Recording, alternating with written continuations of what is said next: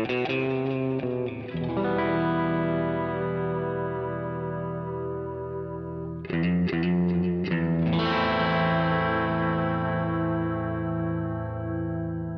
listening to Mark of the Maker.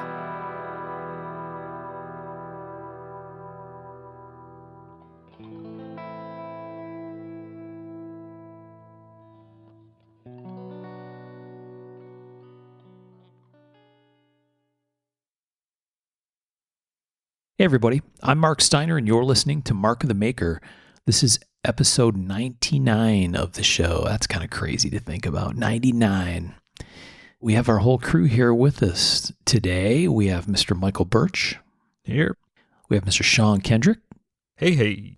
And we have Mr. Tom Crine. Hey, guys. We have a little deja vu all over again. We actually recorded this episode once in its entirety and had a technical snafu and lost the entire thing. And that's what set us off on a bad track with the show for a little while. So we're taking another swing at it, and we'll see if we can get this one together and out to you. Second time's a charm. Yeah, that's what they always say. It's not our first rodeo with recording more than once. Nope. Mm-mm. Yeah. Okay, let's start by thanking our friends on Patreon, patreon.com. You can go there and search for Mark of the Maker. They're called patrons, the folks that support the show. We have a whole bunch of them. We just want to say thank you to everybody who does. It's a way to pledge a couple bucks every month to help keep the show moving, and that's what Patreon's all about. So thanks to all of our friends over there on Patreon who support us and keep the lights on around here. Yeah, it's a big help. It really is. Thanks. All right, Tom, would you like to read something from one of our sponsors? Oh, yeah. So if you guys are looking for titanium, zirc, damasteel, tons of other stuff, and I was just browsing on there. He's got a little bit of meteorite on there right now and some other cool stuff. Check out amxinc.com. Our friend George runs that, and he is a solid guy, good to do business with. Mm-hmm. amxinc.com. Free shipping. Really? Do. Always free shipping. George is the probably one of the world's leading abusers of if it fits, it ships. Truth. Mm-hmm. You could pack a lot of steel into a medium flat rate box. Oh, yeah. Well, thank you, George, for all your help. We appreciate you, man. All right. And I just saw something on Facebook right before we started recording, posted by our friend Suze, that her husband, Bob Terzola, is being inducted into the Blade Magazine Cutlery Hall of Fame. That's pretty awesome. So big congrats to Bob. It's very well deserved. You know who else is in that crew? Laren's dad, Devin Thomas. Devin, cool. So he's on the list, and it sounds like Steve Schwarzer's in there too. So 3 super good people. Absolutely. Mm-hmm. Absolutely. Great lineup. Well deserved. Yeah. Awesome picks for the Cutlery Hall of Fame. So congrats to those guys. And let's talk about what this one is. I'm not sure we're going to be able to capture all the magic of the first time we did it, but we're going to give it a whirl. Michael? Oh, you're gonna hear us talk about how fantastic that one was that we lost. Yeah. Because you'll never know. That's right. The lost episode. Michael, you want to explain to the kids at home what exactly we're going to talk about? It's an unusual one. It's really just oddities, miscellany. It came from looking through some of the old Knives Annual, and a lot of them have that section called miscellany, and it's usually the random, weird, odd stuff that doesn't quite fit into, your regular, Bowie, folder, whatever type of category. And some of that stuff's pretty damn cool. So we figured we might as well just have a picks episode of just the random weird stuff that's out there. Because there's been a lot of cool stuff. Kind of like that Florida, state Florida knife that was in that one we talked about episode a long time ago. A knife shaped like the state of Florida. Yep. Literally Florida man's knife. Mm-hmm. Yeah, I remember that. That was a while ago, wasn't it? Yep. Yeah. Okay. How did we even get to the Florida knife, by the way? Do you remember? I think I was looking for something else and came across it, and I wasn't not going to talk about it. Yeah, that's usually how it goes. You see something, you say something. That's right. That's right. It's been drilled into everyone. Mm-hmm. Okay, oddities. Sounds interesting. So we have 4 categories of picks. We're each going to take a turn. So we're each picking one of these items, an EDC item, which, some of us may have taken minor liberties with. Mm-hmm. Defensive. Category 3 is classic miscellany, which kind of, there's some cool stuff in these old books. And there is kind of an oddball, weird collection of stuff in there. And wild card. Wild card. Everybody likes wild card. There's always something nutty in there. So maybe several nutty things, if I remember right. So we're going to go through the 4 categories, and we're each going to talk about picks. And I think we are going to do EDC first. And I think Michael is up. Mm-hmm. This one right here, and you have to excuse us. This is one of those where we have to copy and paste into our little group chat. Yeah. So this is me wasting time while I do that exact same thing right here. Oh, wow. Well done. Yeah. This is a thing that blew my mind at one of the gatherings, an early gathering because we're old. The Nakayama large bolt action pens.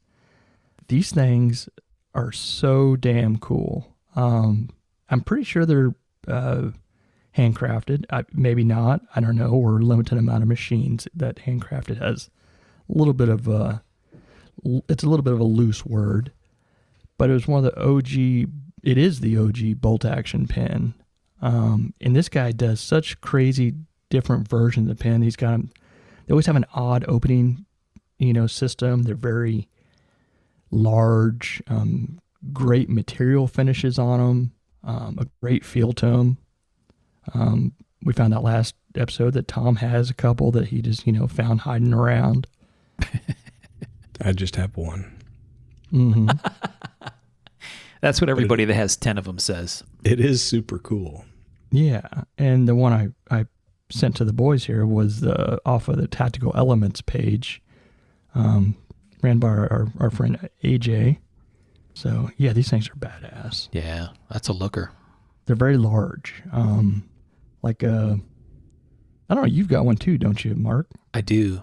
Mine's kind of mine's a lighter color than this. It's not shiny like the polished ones, but it's sort of like a light gray. And I had my friend, Mr. David Ricardo, master engraver, go after this thing.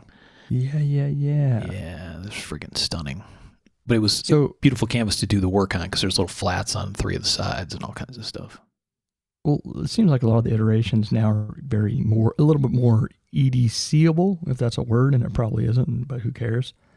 The ones I've held, and they're very, almost more of a sculpture piece of art, but I'm sure they're, work well too. I don't know. Yeah, they do write well. They have a Schmidt cartridge. They work great. And they're very weighty in the hand. This is definitely a desktop kind of piece to me. That's what mine is. It's like you keep it out as a flex kind of thing. They're gorgeous. Yeah, that's one of the things where I wish, pens were something I collected, but my penmanship is so horrible to be kind of like, a blind man with a gun collection or something. It's not going to work. I don't know. AJ's got this one available. There's an add to cart button glowing right in front of your face right there. I know. It says black dyed steel with brass. Man, that sure almost looks like gold PVD or something, doesn't it? I think that's some really nice color to that brass. His finishes are really great. That's the first thing that's kind of struck me about these. Yes. I mean, it's almost like, I hate to use an example, but like your Zenith watch, the Zenith is always has like a fantastic, their finishing is like that, just very clean and crisp on some of these kind of different metals. They have a beautiful patina look to them almost, but at the same time, it's ultra clean. Like you said, they're really, really sweet. Which is a hard thing to do and get right. Yeah, Nakayama pen, ultra cool. And like you said, I've seen versions that are like, almost looks like a pump handle. There's all kinds of funky ones. Yeah. One of those mad scientist types of guys. Absolutely. Yeah, a little steampunky-ish, but very retro. I don't know, maybe a little retro futurism going on. That's the way I see it. Sure. Anyway. Yeah, they're cool. What a neat piece. And he signs them all, which is awesome. So when David engraved this one for me, he like worked right on around it, which was cool. Nice. Ooh, Tom's is pretty too. Look at that. Got some two-tone going on in there. Mm-hmm. I like it. There's a big old bail at the end. They're awesome pens. If you don't have one and you like pens, go get you a Nakayama pen. They're amazing. Super cool pick. I am. Thanks, man. For sure. Train finally stopped going by. Dude, it was loud. Tom was being drowned out. I couldn't hear what you were even saying. Yeah. All right. Next up in the EDC item category is Sean. What you got over there, Sean? Man, mine is an oddity in that it's a set of nail clippers.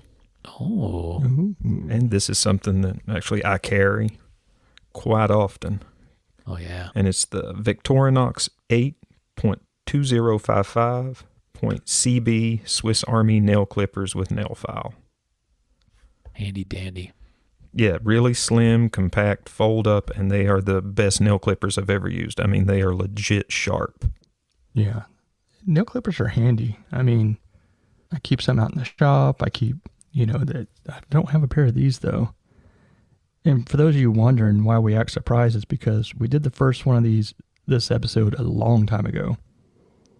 So we've already old. We've already actually forgotten what we posted. Yeah, exactly. Yeah. And picked. These are $12. Yeah, so those are really cool. When I worked for A.G. Russell, back in the day, they had Russells for Men. I don't know if you remember that. Mm-hmm. Oh, yeah, hell yeah, dude. I always look forward to getting the Russells for Men catalog. Yeah, so they had a similar pair that folded up like these, and I think they were from France. I don't know. But year in and year out, that was the best seller. Like they sold more of those than anything else, like together, I think. Really? Yeah, it was kind of crazy how many of those sold.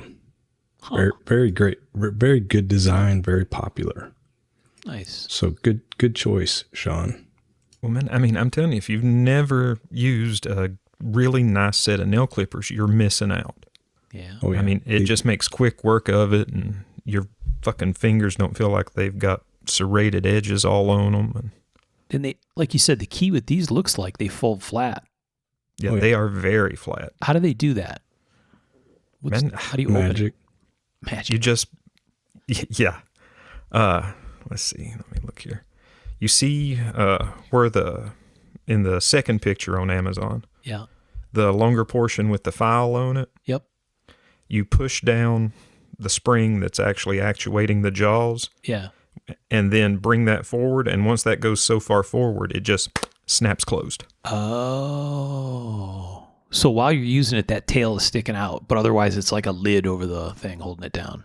Yep. And it gives you a little bit of extra leverage in your hand while you're snipping. Oh, that's clever. It's kind of like an assisted opening. Yeah. Yeah, a little bit. It does pop open once you get that past a certain way, and then it pop. Just cams down. Ka-tink. Check that out. I can safely say I've never used a nail file on my nails, but I have used the nail cleaner portion. Oh, yeah. Unfortunately, I use a file because ever since, like I mentioned last time, ever since I split my fucking middle finger and it grows out in two pieces. Ugh. Ugh. Yeah, the It hoof. just- Can't hide that cloven hoof, yo. No, Mhm. no. Sometimes they're Now, with my Swiss nail clippers, I try. Oh, there it is. It's like an endorsement deal. when you me. grind them and they get real thin, you just about have to file them. Yeah. Yeah. Oh, yeah. I don't, though. What's that saying? Don't let the door hit you or the surface grinder split you or something? It should be. When you're like, yeah, how I usually do it, I'm like, you're usually doing that? Too funny. I like those, Sean. I keep a set of nail clippers in my little work bag all over the place because I don't know, man. Having like a little hangnail or a little sharp corner on your nail or whatever, that drives me fucking crazy. So I keep a little set of clippers around all the time. Is it these no mess you sent the link to? Yeah, I mentioned these to you before. These are a similar thing. It's like, so these no mess, NO-MES, these, I like these because they have like, they do the same thing. They fold flat and they have like a little compartment. So if you're actually clipping your nails, it catches them in that little compartment. And then you flip the lid open and you can empty it out. They work quite well. I like them a lot. Somebody, I don't remember who recommended those to me, but I like So do you have a collection, or is this for like in the trash? What do you mean, of nails? Yeah, are you putting them in a bin? Yeah. They go in. They're for chewing on later. Right. That way people can't get them and cast spells and stuff on you. They go in the bin, so I'm not a heathen and they're flying all over the place on the floor. Mm-hmm. So, yeah, they work good. Actually, I'm glad we redid this because I was meaning to get a pair of those. Yeah, they're really, really good.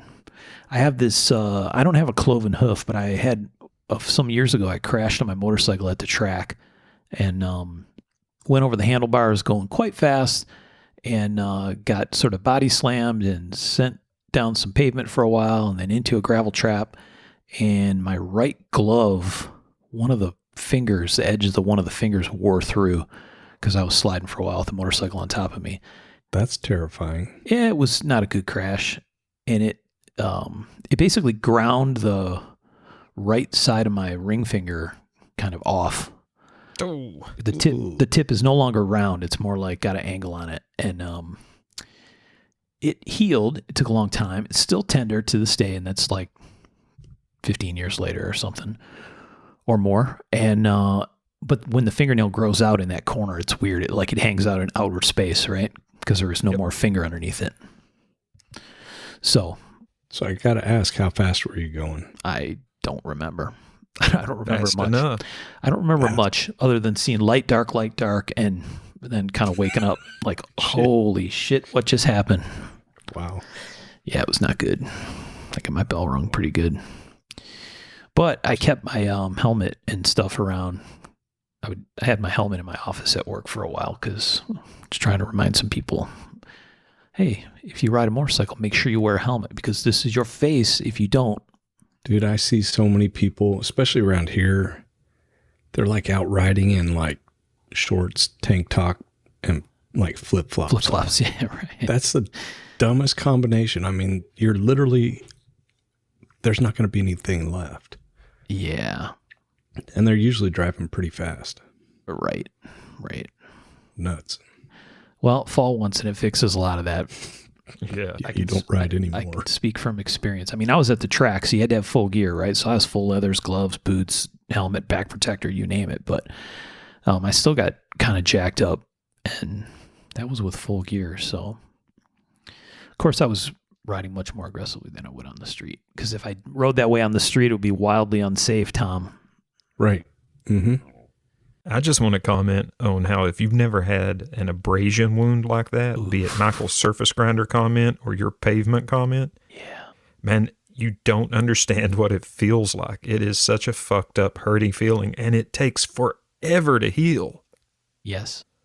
Yeah. Like, I mean, from cuts, I heal pretty quick.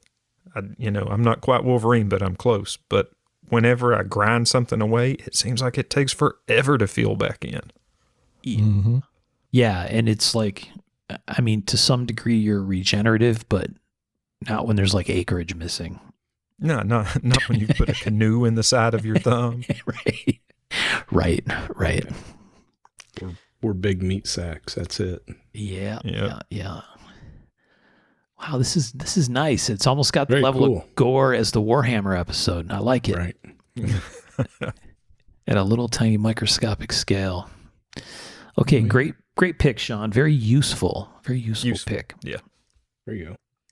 Okay, so I'm going to put my pick in the chat. This is also super useful, very typical everyday item that any normal person would carry. Oh, yeah. I forgot about this. How cool. So I was looking through the Knives Annuals book, and I saw something called the Max Axe. And there's probably lots of people listening to the show that are familiar with this. It's been around a long, long time. This is basically like an axe that has a whole bunch of attachments that can go on it. like a pickaxe spike, or like a hoe-shaped thing, like a wedge, or a shovel, or a rake. All kinds of different stuff. And I think this is basically supposed to be a survival tool kind of deal. Yeah, the Max Axe. Seems like the overlanding crowd would like think this is very, very cool. Absolutely. 100% see this right next to a very clean recovery board. Yep. And a couple like gas canisters and a water canister. Oh, yeah. Mm-hmm. Oh, yeah.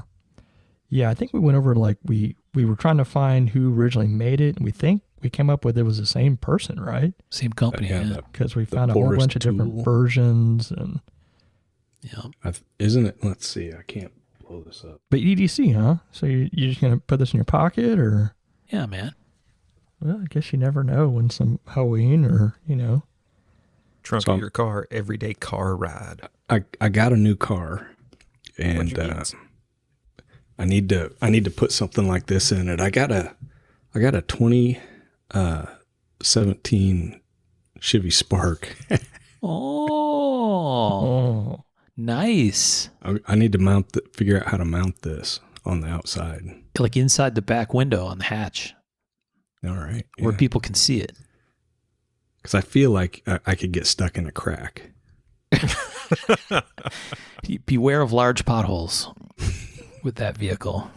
It's kind of funny. I've been driving around the big van, which this would be perfect if it was all-wheel drive, which they do. But yeah, I switched down to the Chevy Spark because I don't need anything to drive. Do what? You got rid of the shaggin' wagon?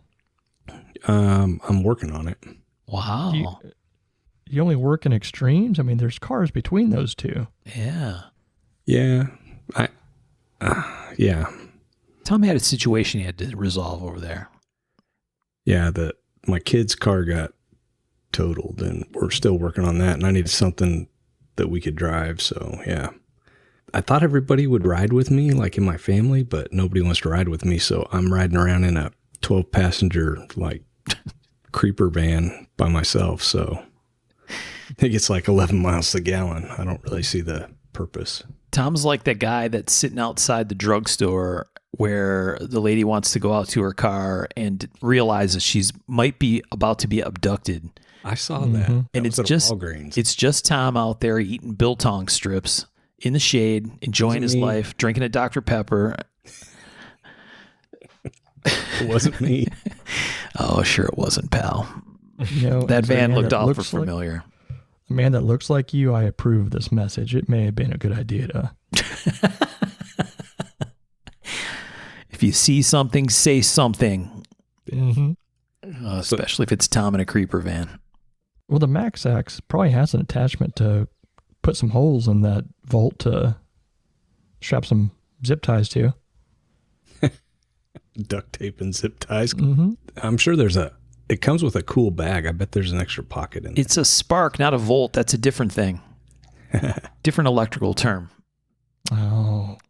This is a spark. Our friend Jeremy and Kristen had one of these one time. She crashed her car and they met Amy and I for dinner in Nashville one time. And they called it the Chevy Shart. Which I shouldn't say out loud, but it was quite funny. The Shart. It's all in good fun. We actually made that vehicle, Tom, as an EV, a plug-in. Yeah. And it was actually fast. So mine isn't, but it sounds like it's a little electric car. It's like, wee. Yeah. Oh, so this isn't an electric car? No. It's false advertising. It's a 3-cylinder, I think.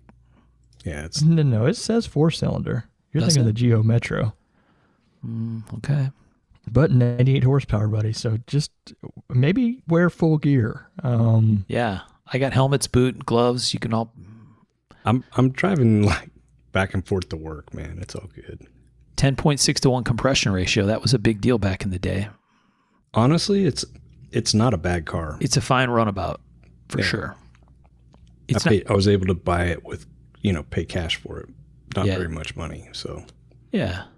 No, they're good. I had one that we had in our group as a test vehicle that was a manual transmission. That would be better. Yeah, it was fun to like zip around town. It was a little crazy on the freeway because the wind is not kind to that car. No, So it's a terrifying. so use your best judgment when you get out in windy conditions on high speed freeway stuff, but they're fine around town, no doubt. If you get a chance to drive the EV, the plug-in, drive that thing. It's pretty funny. I bet. They have really shocking level, get it, Spark? Shocking level of acceleration off the line. So I used to pull up to the exit. There's no weight. Yeah, they're pretty light. I mean, it's heavy with the battery with the EV, but Oh yeah. but relatively speaking, it's light. And so I used to pull up to the exit gate at our test track, and I'd be like, I had the manual transmission group, so all we had was like V-Series Cadillacs and supercharged Camaros and Corvettes and really fast stuff. And so I'd pull up to the gate to leave, and many times, the same person, a young dude, was leaving in a Spark plug-in, and he always wanted to race me out of the gate. And I'm like, is this a trap? Because you can't like drive away from security discreetly in anything fast that's, ICE engine. And he would just like zip. And, I'm in like some 700 horsepower Corvette ZR1. And I'm like, you dirty son of a biscuit. And he was just like, woof. He was gone. Funny. Yeah. Cool tool. I would fully expect you to like have bought in one of those Japanese key trucks or Kai trucks. Oh, the little cab over? Yeah. Top the little speed on ones. those is like 45 though. Yeah. What's your And Spark? I paid less than what they cost for this Spark. Oh, wow. Not bad. Yeah, this thing will do 70, 75, 80. Nice. With the tailwind. And it was down to half a tank, and I was like, I better fill this up. And it was like 3 gallons. Exactly. Exactly. They do not hold a lot of fuel, but they don't need it. No? Yeah. Yeah. Well, good for you, Tom. Okay. My kid won't drive with me either, though. Different reasons, though. Nobody wants to drive with me. Yeah. No, that's why you need to mount the Max Ace somewhere where everybody can see If that was mounted on it, I feel like it'd be much more acceptable. Heck yeah. Plus, they Cool. look, they have them now. Like if you go to Forest Tool, FORRESTTOL.com, Forest Tool with 2 R's. They have them like in OD green and look at I that. got a yellow and red one, and that would match my car. Exactly. There I've you got go. a red one. First responder. Yeah, that would take it to full clown car status. A yellow and red Max Axe. Thing's ready for the, what do you call it?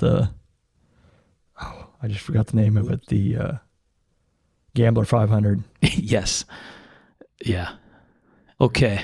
Yeah, I'm working on my EDC rig for the Max X Birch, so don't sweat me over there. Okay, I found that in the Gun Digest Book of Knives, 4th annual, 1992. You were actually using the books, so props to you on that one. Dude, I got a giant fat ass stack of books right next to me. I looked through books, and then I ended up picking other stuff. So All good. All right, we're wasting daylight here. EDC item. Tom is last up. What you got, buddy? So I went with the Vero Fulcrum. So I actually carry one of these. I really like it. Pretty cool design pry bar. Use the O-rings to hold 2 bits in, and you can switch them out. You can, like if I go to a show, I usually put a T8 and a T10, I think, in there. And when I'm just around town, I usually have a Phillips and the regular in there, the slotted bit. And pretty cool design. The clip bolts on to the pry bar, and that makes the pocket, half of it's milled into the clip and half of it's milled into the bar. So, yeah, pretty cool. I really like these. Oh, I see what you're saying. The bit goes in the end. Yeah. Oh, yeah. So the half of it's milled into the clip and half of it's milled into the bar. Yeah, that's clever.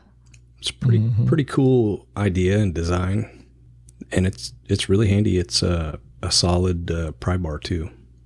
Yeah. So I thought that was a through hole like an Atwood, but it's actually a pocket. Is that right? yeah, it's just a little milled pocket, and those drop down in it, and the O-rings hold them in place. Oh, and they're micro bits. That explains it. I'm looking at it going, how in the hell do you get 2 1/4-inch bits? How big is this freaking pry bar? They're Those are the little micro ones. The little WIA micro bits, yeah. Those WIA bits are goods too. So Yes. Nice. it's a pretty cool little item. That is cool. It's made out of tie? Or what is it? Yeah, titanium. I don't carry one. I don't carry a Pry bar? pry bar. Jesus, man, my mind is gone. But yeah, use those instead of the tip of your knife. 100%. Yeah. Please. Please, please, please. I think pry bar is one of those things that's way more handy than you realize until like you actually pull it out or remind yourself that it's there, and then Yeah. Yeah. Another pick that I carry, I have a couple of his also, is Zach Wood. Makes a really good pry bar. His are, most of them are made out of steel, so they're like nearly indestructible. So, and he makes quite a few different sizes. I've got one of I think it's A2 and about 5 inches long, and it's in one of my bags and stays there. He's also a really good dude. So nice. Yeah. both these companies are really good companies to deal with. Yeah, and Zach's made a hell of a run with the whole pry bar thing. Mm-hmm. Oh yeah, he has. Yeah. I don't have one of those. I have an old Les George pry bar that's really fancy. No, it's not. It's perfectly rectangular. But it's the least fancy pry bar ever, but it's very functional. And then I have, Andy Frankart. Years and years and years ago, he made some pry bars. Prytanium tie bar, I think he called it, or something. I think he had a funny name. Yeah, that was a long time ago. So I got one of those around here somewhere. Yeah, pretty handy item in your EDC if you're into carrying a little bit more than just a pocket knife. And a little bit less than a Max Axe. Mm-hmm. Just a little. We cover full bandwidth here on Mark of the Maker. Hell yeah. All right. Cool. I like them. Good picks, fellas. Yeah. All right. Let's talk defensive is the next category. I think many of us went different directions with defensive. Tom made fun of me last time. What? I can't remember what you did.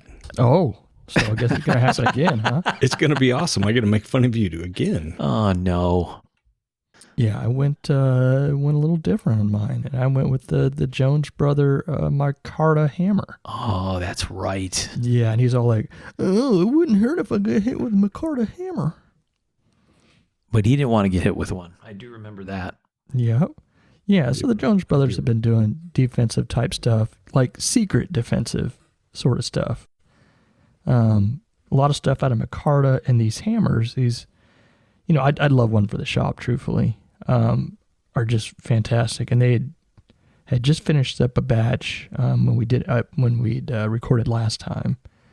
It's all vintage, brown, beautiful, color, and gorgeous. I'm pretty sure I took that micarta to him at Blade Show. Yeah, giant slab. Yeah. Slabs, maybe. I don't remember. That was like 3 foot by 4 foot. But they've been doing, defensive stuff and for a long time. Lots of gadgets and doohickeys and mushroom. Yep. Oh yeah. Sneaky stuff. Their Cyclone in that one they do too. Cyclone stick, yeah. Yeah. The stylus. Mm-hmm. I've got one of their rings somewhere. Yeah. They've been making this kind of stuff forever. Pretty cool. Yeah. Yeah. So when I saw that, I didn't think of like utilitarian. I thought, oh yeah, they had defense in mind. If it's Jones Bros, you got to know that's in the equation somewhere. Mm-hmm. And you can find them like on Instagram at PBJ_handmade_knives. Yeah. Yeah, our friend the judge has one. One of these hammers? Oh, Yeah, they made him one Oh, that's right.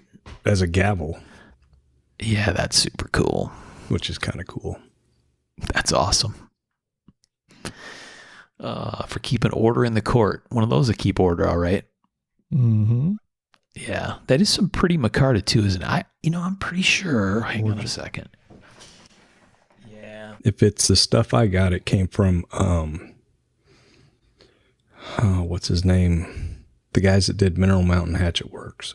Oh, really? Yeah, I went up there and picked it up for him and took it to Blade. Oh, nice. Huh. John Fritzl or Frizzle? Frizzle? Yeah, the Frizzels. Yeah. It's probably not the same stuff, although I don't. Oh, I see in their Instagram feed the gavel they did for the judge. Yeah, that's awesome. Pretty cool. Yeah, really cool. So I got from them some time ago, so it must have been before this. So this was a different batch of micarta, but Quatlapana, which is like, it almost looks like an Aztec war club, but basically carved out of micarta. Yeah. And yeah, I have a big giant one sitting next to my desk. Man, those things would do damage. Put the hurt on somebody. Heck yes. Yeah. You never bring me micarta, Tom. Oh. I sent you some Packawood once. Oh, Tom. Packawood doesn't suggest the same level of love that micarta does. No, almost disdain. Yeah. This was a crazy thing. Like they were like they put it out. Hey, can anybody pick this up? And our friend the judge was like, "Oh, that's right next door to Tom. He can do it." Yeah. And there you go. so I finally got a hold of I think it was Ted, maybe. Yeah. And went out there and picked it up, and it was not anywhere near close to me. It was.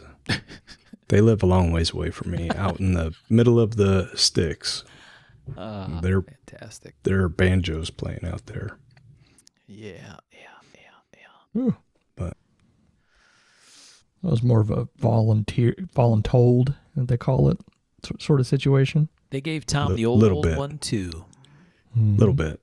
But yeah, I went and picked it up, and it's crazy how heavy that thing was. It was like 1.5 inches, 1 3/4 thick, 3 foot by 4 foot, maybe 4 foot by 4 foot. It was huge. I remember a big piece. Like it took 2 men to pick it up. Good thing you didn't have the spark then. Yeah, no kidding. Yeah. I picked it up in the Outback, and it barely fit. Like it like was wedged sideways. And then I had the van when I went down, so no problem. I took that Qualipana, the big 2-hander one that Barry made, and rubbed her down with a little oil. And man, that thing is looking gorgeous now. Soaked in. Not quite as nice as that vintage stuff, but really good. Well, just have to get another one. Yep. I need a little bunny foo-foo hammer. That's what I need. Mm-hmm. Hello. Tink. Yep. That's what that thing's got going on. All right. So I think next up is Sean in the defensive category.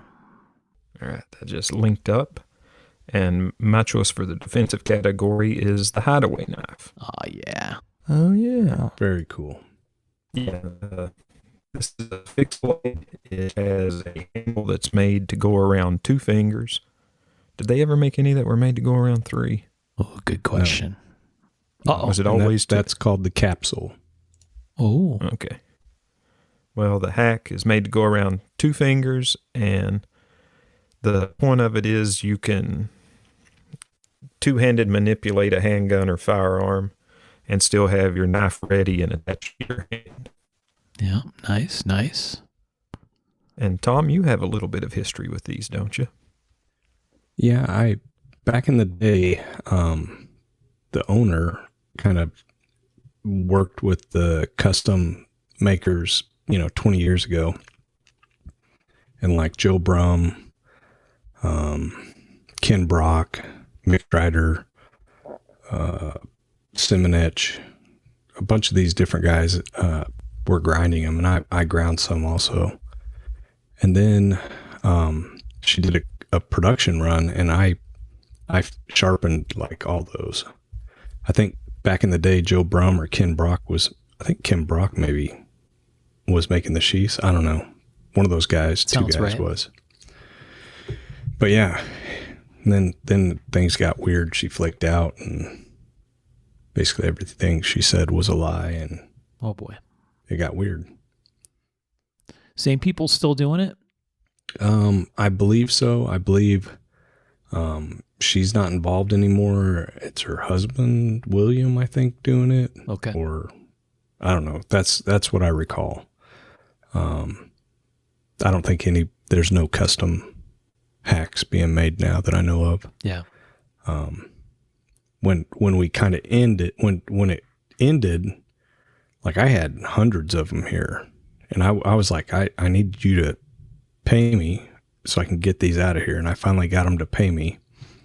And then I had a bunch that I had heat treated, like I'd sent off and had Paul Boss heat treat on my dime, and I was supposed to grind them, and I could never get them to pay me for those. So I had a couple hundred of them here for a while. I still have probably 100 somewhere, Wow. but yeah, those were the customs. Crazy. So yeah. Those things hit hard. Like I remember when those came out, there was They were so cool. in the little collaborations that they did with a bunch of people. It made them it was a very neat little thing that hit pretty hard. Great marketing. And so concealable. Like that was the cool thing. And her story was so awesome, which I think was actually not true, any of it. But, Really? you know, what's that? I said, oh shit, really?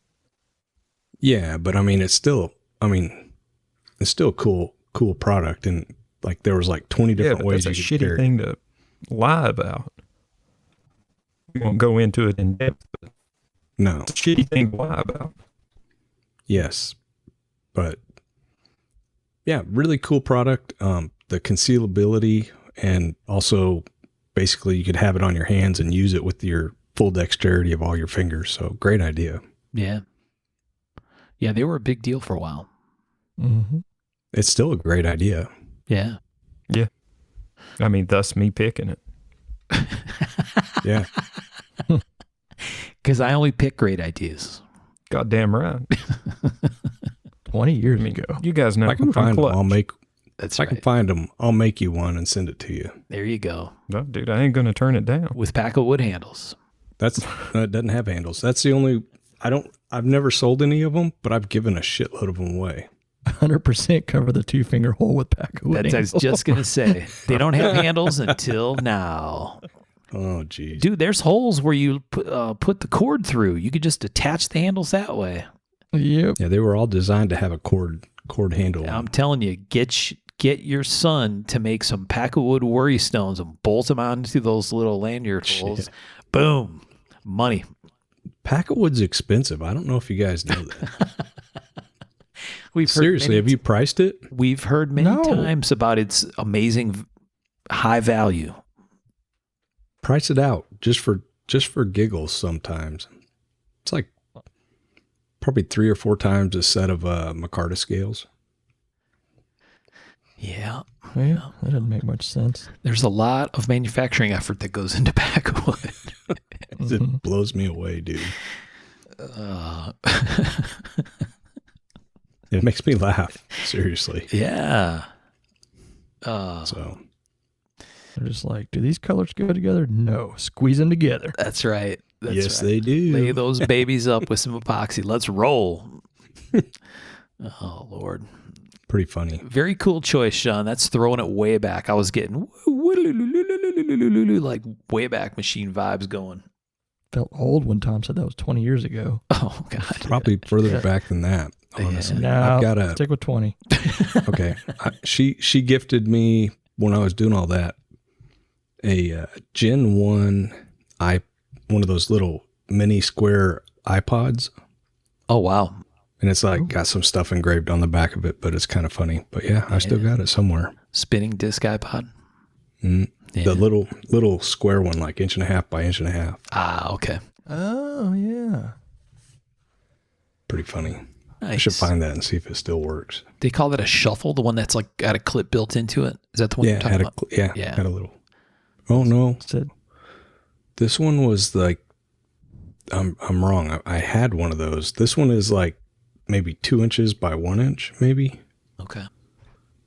I don't know. I'll find it. tell him you're my hack. Tom, you're the biggest hack I know. HAK. I can't remember what it says on the back now. I'll have to find it. Thanks for being such a hack. Yeah. Mhm. Oh, we could have had a field day with that. That makes me want to buy Tom an iPod. I'll send you my address. Just to riff on the engraving. Too funny. Does anyone even use an iPod anymore? It's like I built don't into know. our phone. Yeah, I don't think it's a thing anymore. Oh, they're coming Isn't that back. crazy? What? Well, they're Really? putting a thing on the, unless this was a satirical thing that I saw, putting a little display and playable thing on the charging case of the earbuds. Really? And they're like, we've come full circle. That is kind of cool, though. You sure that wasn't an April Fool thing? It could have been, like I said, it could have been satirical, but it's like, It's a good idea. Oh, boy. I still use a standalone MP3 player all the time. Yeah. Unless I'm streaming a podcast, that's what I use. There you go. I went a long time going down that road, but I kept getting made Oh, yeah. fun of. Yeah? Mm-hmm. Yeah. I hate you guys. Too funny. All right. The hideaway knife. I like it. Hell yeah. Mark, what do you Okay, got? Defensive pick. Well, I thought Tom would be thrilled with my embrace of the axe as my EDC item because Tom loves axes and hatchets. It's true. Mm-hmm. I was going to throw a hack joke in there, but I won't. I'll refrain. But I could not resist this as my defensive item. This is very rock and roll, though. My defensive item is a 23-inch pattern welded battle axe by Sid Burt. And this is from Knives 83. You were hardcore on actually being able to carry this stuff. Absolutely. Usually, you'd think it was someone with a much larger frame than mine, much taller, would want to maybe consider carrying this kind of stuff. But No, I can see you concealing this. well, we didn't say concealed. We just said defensive. True. Maybe I got this by the front door or something. You never know. Dude, you're Dundee rigging it. Come on. Yeah, that's not an axe. This is an axe.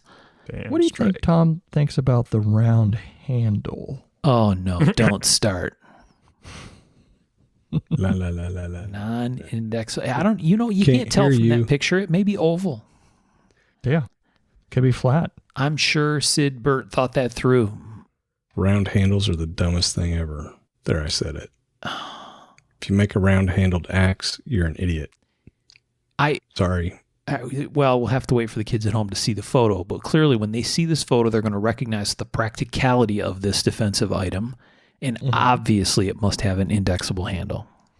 Have you explained it? It's got sort of the front of an English bill type of axe head. Yes, yes.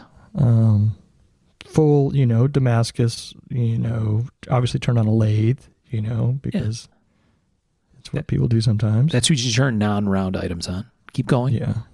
Yeah. And just, but man, that spike The spike is where it's at. Spike is is mean. pretty badass. Yeah.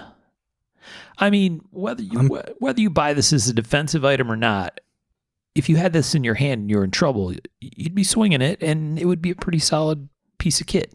The craftsmanship is phenomenal on it. There's Yes. no doubt. Yeah. We're not making don't think fun of I'm a Sid man. Burt's axe. No, I don't think I'm man enough to hold that thing by the handle, though. Yeah, it does have a lot of earned weapon type of appeal, doesn't it? Oh, yeah. I don't think I noticed the almost Morseth type of butt cap on the end of this. Yeah. The What do we want to call it?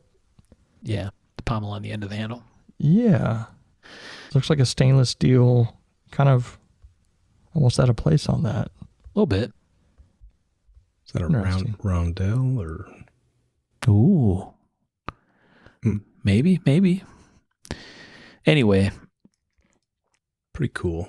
I dig it. I thought the description was fitting. Everyone doesn't need a 23-inch pattern welded battle axe, but Sid Burt made this one anyway. Mhm. Thank you, Sid. I think all of us need to do more of that. Just make it anyway. Just make, yeah. Yeah. Stuff that doesn't need to be made, we just need to make more of that. Right. Just for fun. Right. 100%. Yep. I get tied up doing stuff and I've got projects I want to do and I just don't because it's like, oh, I got to get this made so I can pay for this or whatever. Yeah. There's a ton of shit I haven't been able to get to that I said I was going to do this past winter that just never happened. Yeah. It was wild. I don't recommend launching a 23-inch pattern welded battle axe as your make money to pay the bills project, Michael. No, Here's the I mean, I thing, haven't it's- done anything to be making money either. So It's Not kind of sure. surprising though, honestly, because it's usually when I do something that's totally different that I get paid better, you know? That's true. I mean, I get paid well, so I can't argue about that. But when I do something crazy, it seems like more people are interested. people like different. Yeah. Mo crazy, mo money. That's what they say. Mm-hmm. Well, they don't, but they should, apparently, based on Tom's track record so far. All right. Well, there you go. See, this is me living my most practical life over here. I feel great about it.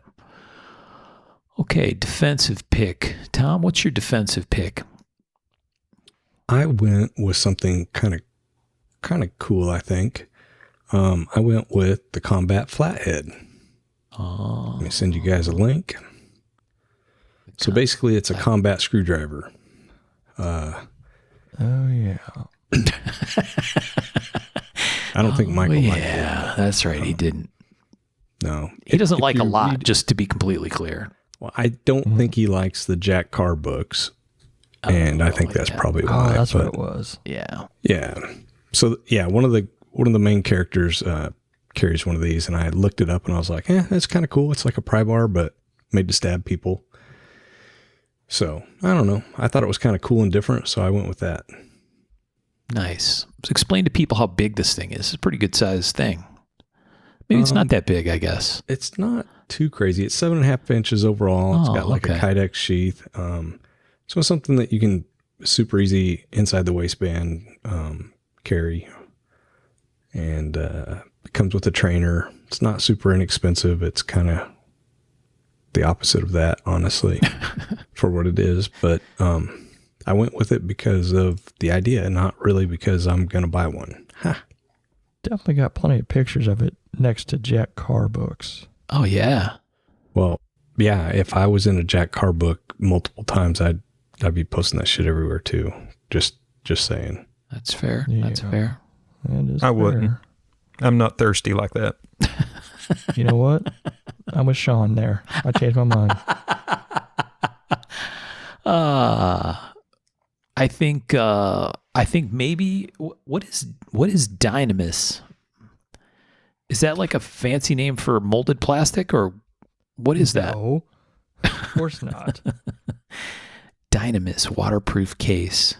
I don't know. It almost looks like it's 3D printed, if I would guess. Oh, okay. I'm sorry. The Dynamis waterproof case is like the Pelican looking case. Oh, that it that's the comes Pelican. in. But it's not Pelican. It is Dynamis, Michael.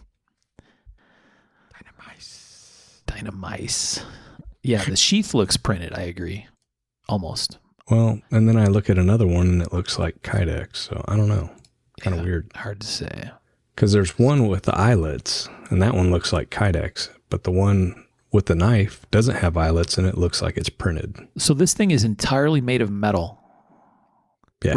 Rugged S7 tool steel. S7. So it's tough.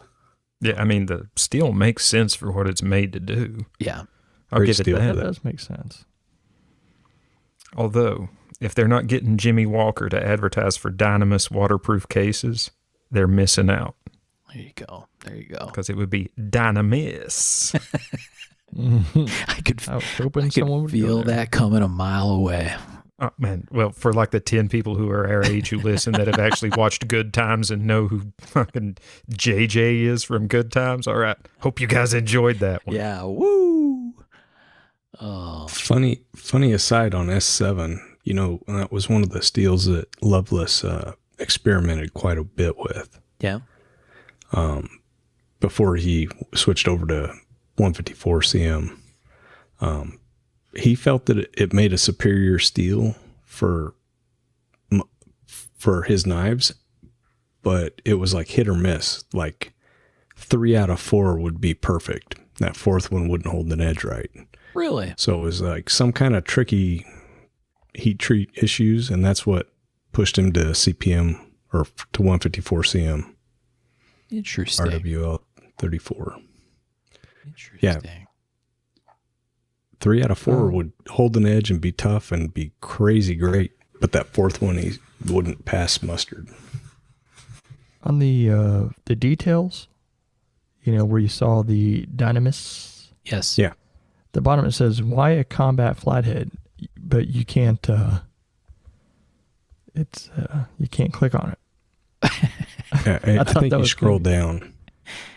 It says developed for utility and concealability if you scroll Oh, down. okay. I was like, Yeah. Yeah. I gotcha. And if you scroll down, you can also click on all those things. All right. Yeah. I was like, Little copy paste thing. mm-hmm. Wow. But anyways, yeah, not very exciting, but I thought it was kind of cool. Yeah. I'm a fan of the Jack Carr books too, so Just reading a review. It says, I love that it's not edge, but dull. It hurts more. Oh yeah. Oh, we're not going to dig into the reviews, are we? Nope. But man, I do love me a good review. I could not help myself. the reviews. Mess with the bull, get the horn. I like it. I have to tell you, the one time I saw a review of I told you guys about that, right? Oh, My yeah. business. Of what? A Google review. There's a Google review of my business. And it's a yeah? picture of my old house, and it says 3 stars, never been there.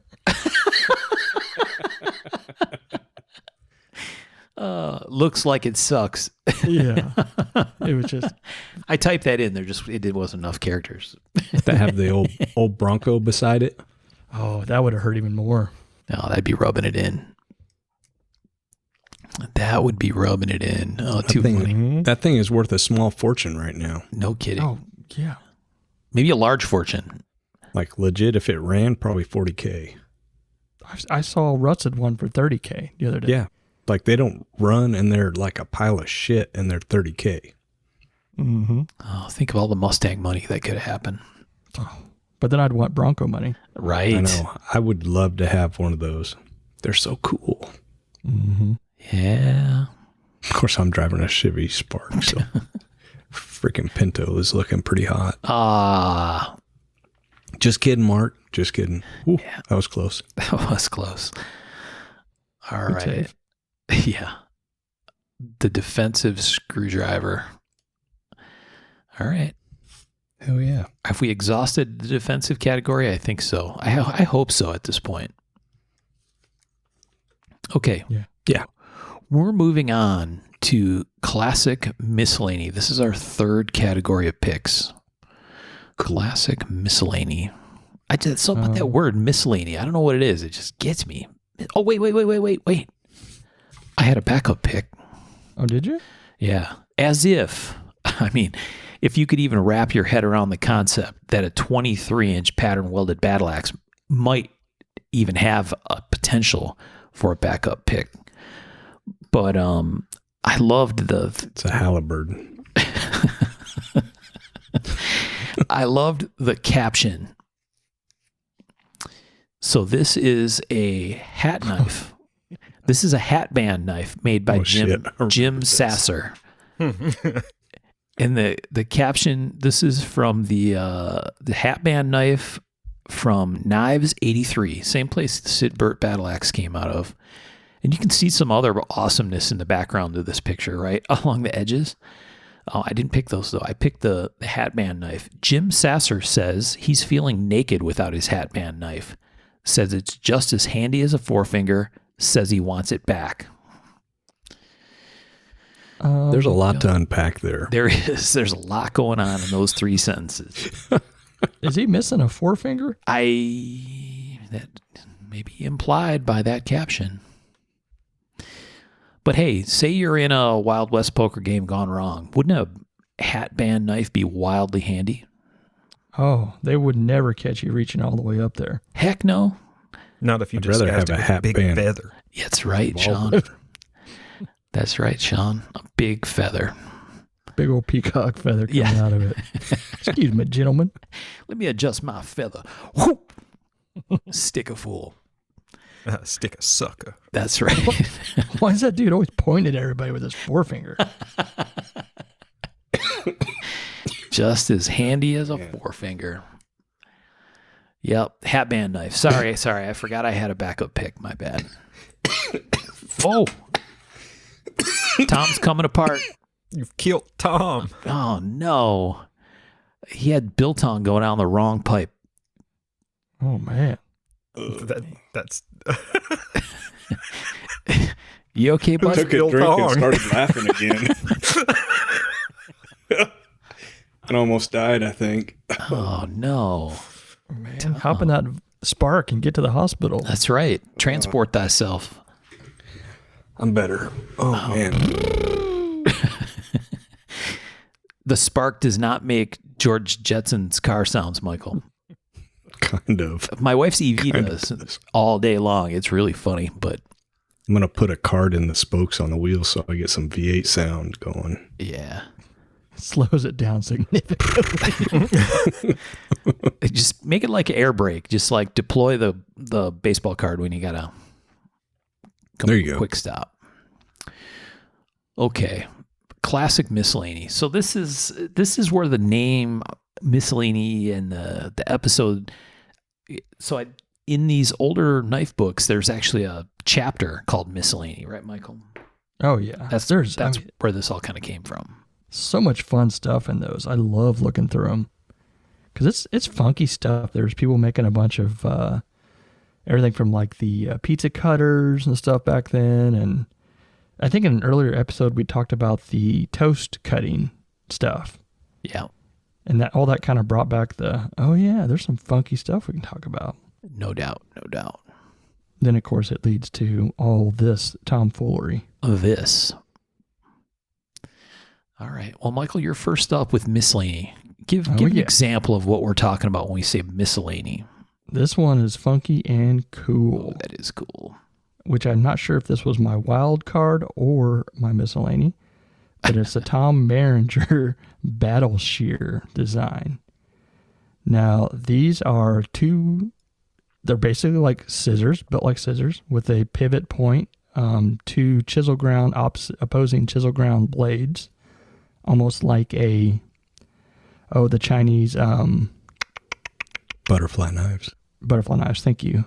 And of course, they have a wire cutter. And just like all Tom Berenger stuff, they're just cool as shit looking. Now, what the purpose was, I don't know. Probably just because he could situation. Yeah. I don't know. Super cool. They kind of look like an early Vorpal. Yeah. Like when they're really closed. Do. That handle shape really kind of hits it too. And it says they'll perform as scissors, but I don't know how. Because there's no finger holes. Well, I'm thinking you got to like thumb those apart, but Yeah. Kind of two-handed, maybe. well, I think you could probably push down with your thumb, and I think it'd be very awkward, but I think you could do it. It'd be a pretty cool mob scene to be like, tell us who Jimmy Two Fingers snitched on, and then have to Yeah, you could take a cut finger their off. tongue out after that. Like you're threatening someone with a knife, and then when you deploy it at scissors, somehow it's more ominous. Yeah, but I can imagine putting a hand on those as they are in the picture and squeezing that set together. Yeah. Ugh. Ugh. Yeah. So Grace would approve of this choice. I would think so. Very much so. And I really wonder, because she told us about how you have to put the bow into the scissors to kind of, the curve to make them cut Right. Yep. well. And I'd love to see these like from the top. And I bet he probably did something similar. I wouldn't think he wouldn't do that with Right. his attention I to detail. Guarantee they work. Yeah. Looks like they're hollow ground on the inside. Exactly. Mm-hmm. With a One little big bit of, hollow. Yep. 'cause I think we've mentioned before that he is the man. Yeah. And we'll say it probably many more times. Tom Maringer is a true Renaissance man in every sense of the word. Yeah. How far is he from you, Tom? About 30 minutes. Really? I don't even make it to Siloam ever, though, so. But yeah, he's maybe 30, 40 minutes he moved. He was like 30, and I think maybe he's 40 now. He's Oh, that's right. They got a new building or something, or they built a place or it's something. just south of Fayetteville. So I think it's probably 40 minutes. But yeah, I mean, this guy, I don't know if you remember the few times he came to Blade lately, back when he started making knives again, like 10 years ago. He would be in the pit playing the flute, and it was crazy good. Yeah. Hell of a knife maker, one of the best sword makers from the 80s, wrote a book as a geologist, worked for gold companies. Now he's doing coinage. Everything he does is amazing. Mm-hmm. Yeah. So, yeah. So 40 minutes to his place. So that's my normal car. So in your car, that's like an hour and a half. But what we should get you to do is take a microphone and show up at Shire Post HQ and get him on the show with us, Tom. That's what we should do. Well, I'm going to guess he's decently technical. We just mail him a mic. Okay. I'm not against going and seeing him, but Okay. You're scared. I understand.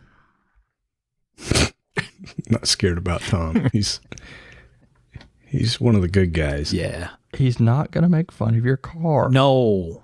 He wouldn't call it the hobby car. Anything like that. No. Mm-mm. Yeah, Shire Post. Yeah, that's the name of Tom's business. Very cool. Well, we'll have to have him on the show. I really like that scissor idea. That's pretty cool. Definitely miscellany. He would be a cool one to get on the show. Oh, yeah. No doubt. He went to college up here in Michigan? True story. Up in the Upper Peninsula, up at Michigan Tech. I think he went to U of A for his second degree after knife making quit or something. Yeah. He actually wrote a story about that northern Michigan area as well, like a book about that. Yeah, that's the novel he wrote. It's pretty good. It's about a mine. Yep. I have it in my collection. Copper Country, they call it up there. It's gorgeous. What did he call them? Battle shears? Mm-hmm. Yeah. That's awesome. Very cool. And that's ultra. I mean, do you remember what book this came out of, Michael? But this is. I did. I had a whole stack that was right next to me, and I had them all, whatever, but that was 25 years ago or whenever we did it first. Yes, that's from the 80s. Yeah. It was definitely like in 84, 82. like early 80s. Yeah. Very period correct handles for the time on that battle shears, right? Yep. All right. Miscellany. Tom, I think you're up. Oh, no, I'm sorry. Sean is up on miscellany. Sean, what you got, buddy? All right. Mine is from the Knives 99, and specifically it's from the... What exactly did they call this section? The March of the Miniatures section. So technically not from the miscellany section, but I think it'll cover it. And it is a diorama by Scott Slobodian that has a bunch of miniature weapons in it. Let's see, it has 1, 2, 3, 4, 5, 6, 7 different miniature blades in it. One of them being a naginata, actually. Ooh, yeah. And you've got like this skeletal king sitting on a throne, and there's tons of bones around him, and the weapons are all scattered here and there, and it's just metal as fuck, man. Yeah, the tiny Damascus pattern Right. Yeah. is so wild.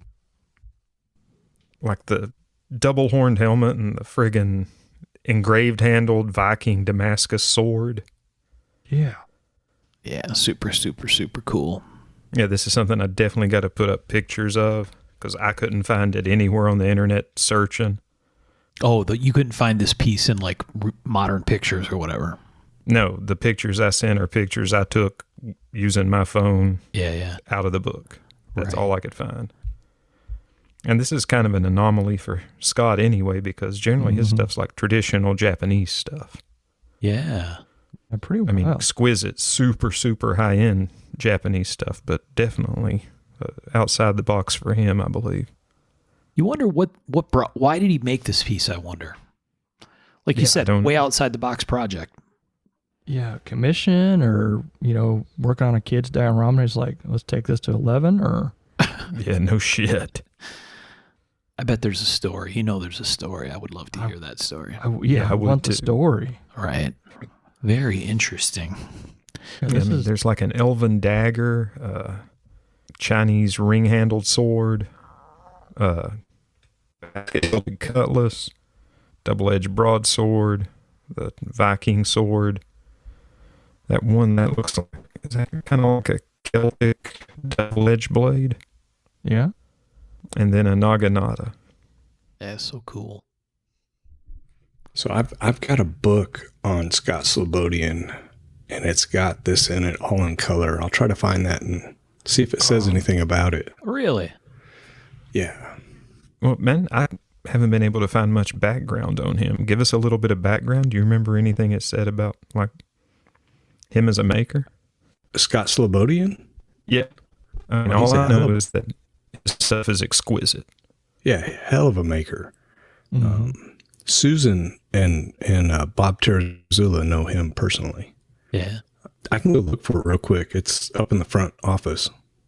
No, it's all right. Look, but that'd be a good Okay. one to share in the group, though, as kind of a follow-on. I'll If you find could it. find it, Yeah. share the pictures. The color pictures would be really cool to see, especially if there's any story Yeah, there's a whole, I think, chapter on it. on just this set of miniatures. I think so. Wow. Tom, you're holding out on us, man. Yeah, no shit. Sorry. It's really cool set. Yeah. And it's like, yeah, it's a really cool book too. Okay.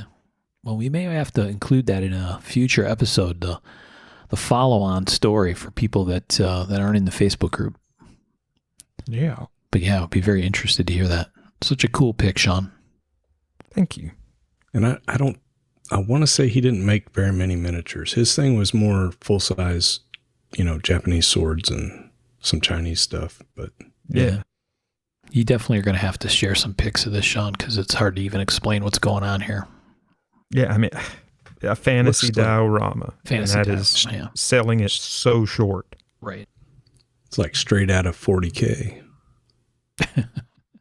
Ooh. Wow. Tom throwing the reference. Well, I'm going to nerd you up and be like, well, actually, Actually. that would be more Age of Sigmar, sir. Yes. Come on, Tom. Get your eras correct. Oh, I can't even nerd right. More like 30K. Well, actually, Michael. Good God. Don't put your nerd in me. Oh, too late. Too late. Too late. Okay. Lovely pic, Sean. Very, very cool. Thank you, thank you. Yeah, good pick. You know who else I'm sure knows about this? He might even know the story, is our man Kirby Lambert. Oh, I bet he would. He's Scott Slobodian fanboy. Okay, I think I'm up next here, right? Yep. That would be you. For miscellany, I had two of them. I had a pick and a backup pick. Let me see. In the good picks, there's a story. So Michael's gonna ooh and ah. So this is a Buster Orensky fork and knife set, which is Oh, yeah. which is way cool. I should have sent this other picture that's in front of me at the beginning of this article. It's another Buster Orensky knife and fork set with ivory handles and silver wire in spiral, which are absolutely stunning. And the fork is friggin' cool. So there's a whole story that goes with this knife and fork set. So this is an article from Knives 82. Sorry for the page turning, very dried out old page turning of my book. Knives 82, there's an article called Forks and Knives of Note by Jim Woods. And so it talks about a couple collections where there was a design that the wire knife, Jim Wire commissioned a bunch of knife makers to all make the same kind of knife. There's like 33 of those knives that came out of that project, which is a neat idea. It says, this past year, Bob Gaddis and Barry Johnson of Nordic Knives created a similar situation as a commercial venture. The object of the Nordic Knives promotion is to revive the personal eating utensils of centuries past. In days when civilization was not as widespread as today, gentry took on their travels the necessary knives and forks for dining. These items were vital to maintaining one's dignity, since often the only evening stops were at peasant farms. Blue bloods and other hybrids might take over a farmer's barn, beds, and food, but they needed their own ornate eating utensils to impress the peasants and also avoid the contamination that obviously had to be present on the dishes and utensils of people of low station. Gentlemen's steak sets were most often smaller than the usual tableware for ease of carry. And then it goes on to talk about how they put out this idea.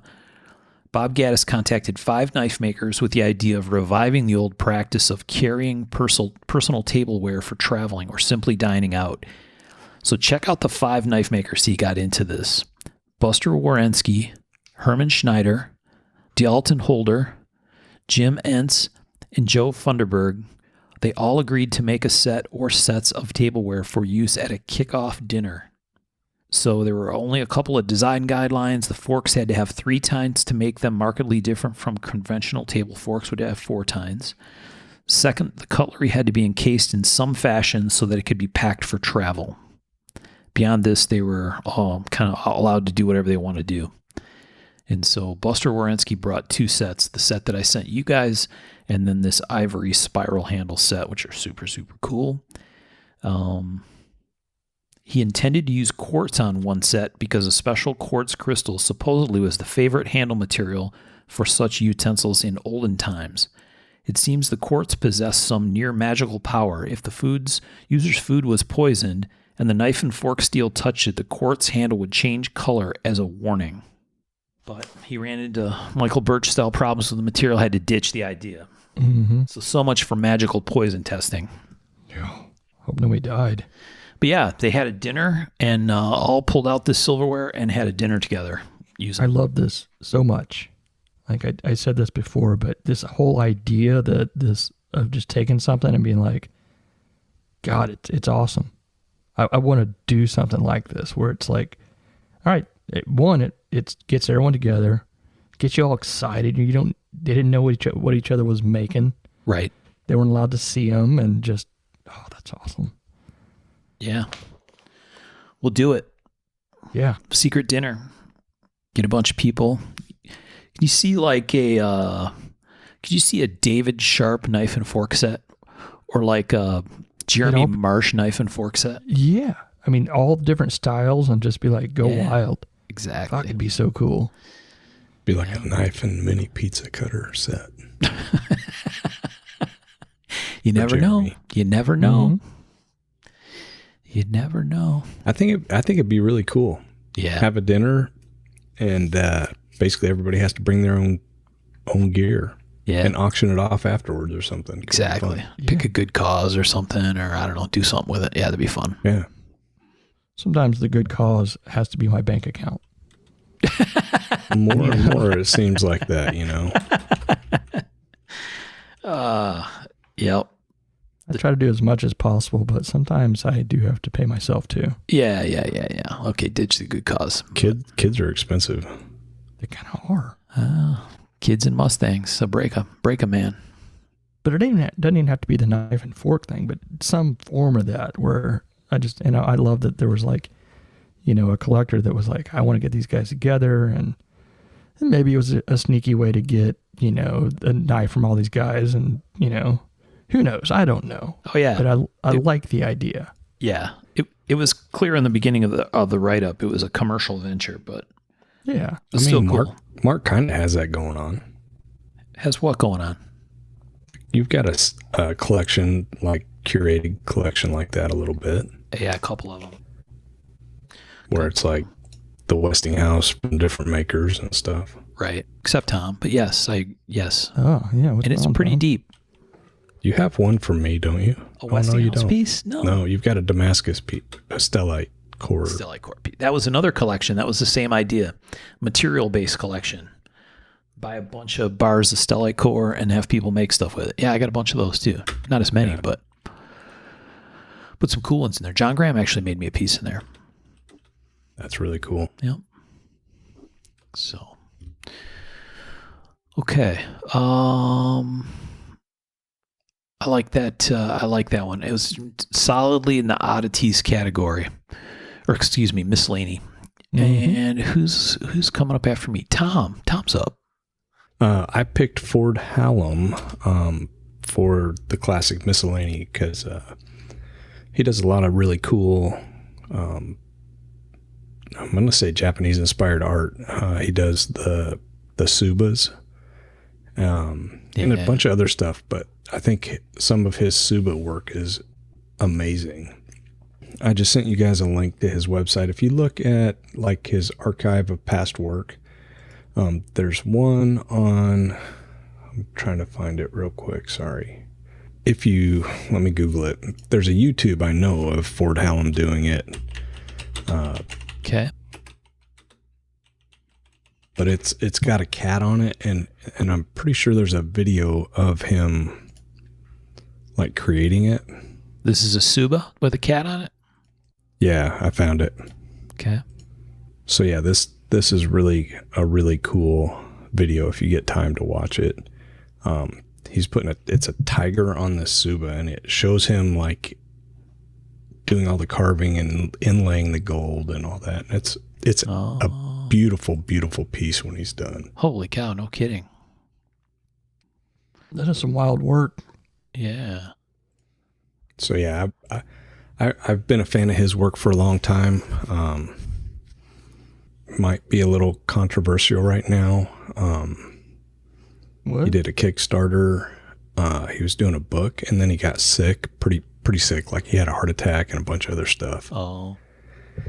And so it didn't get fulfilled, which is part of the risk when you do a Kickstarter. But there's a couple people who like have given him a pretty hard time that supported him at lower levels, and he's offered to refund their money, but they won't take it. They just want to give him a hard time,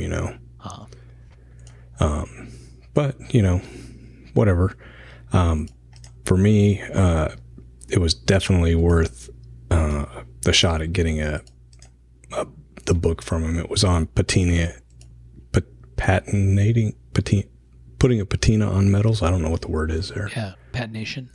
Yeah, something like that. But I'm a huge fan of his work, and I think the subas that he does fit perfectly in this strictly classic miscellany section. Yeah. I love Subas. I mean, they are art. Oh, yeah. I would think 100% just have a collection of Subas if I could afford it. Yeah. If I had the money, 100%.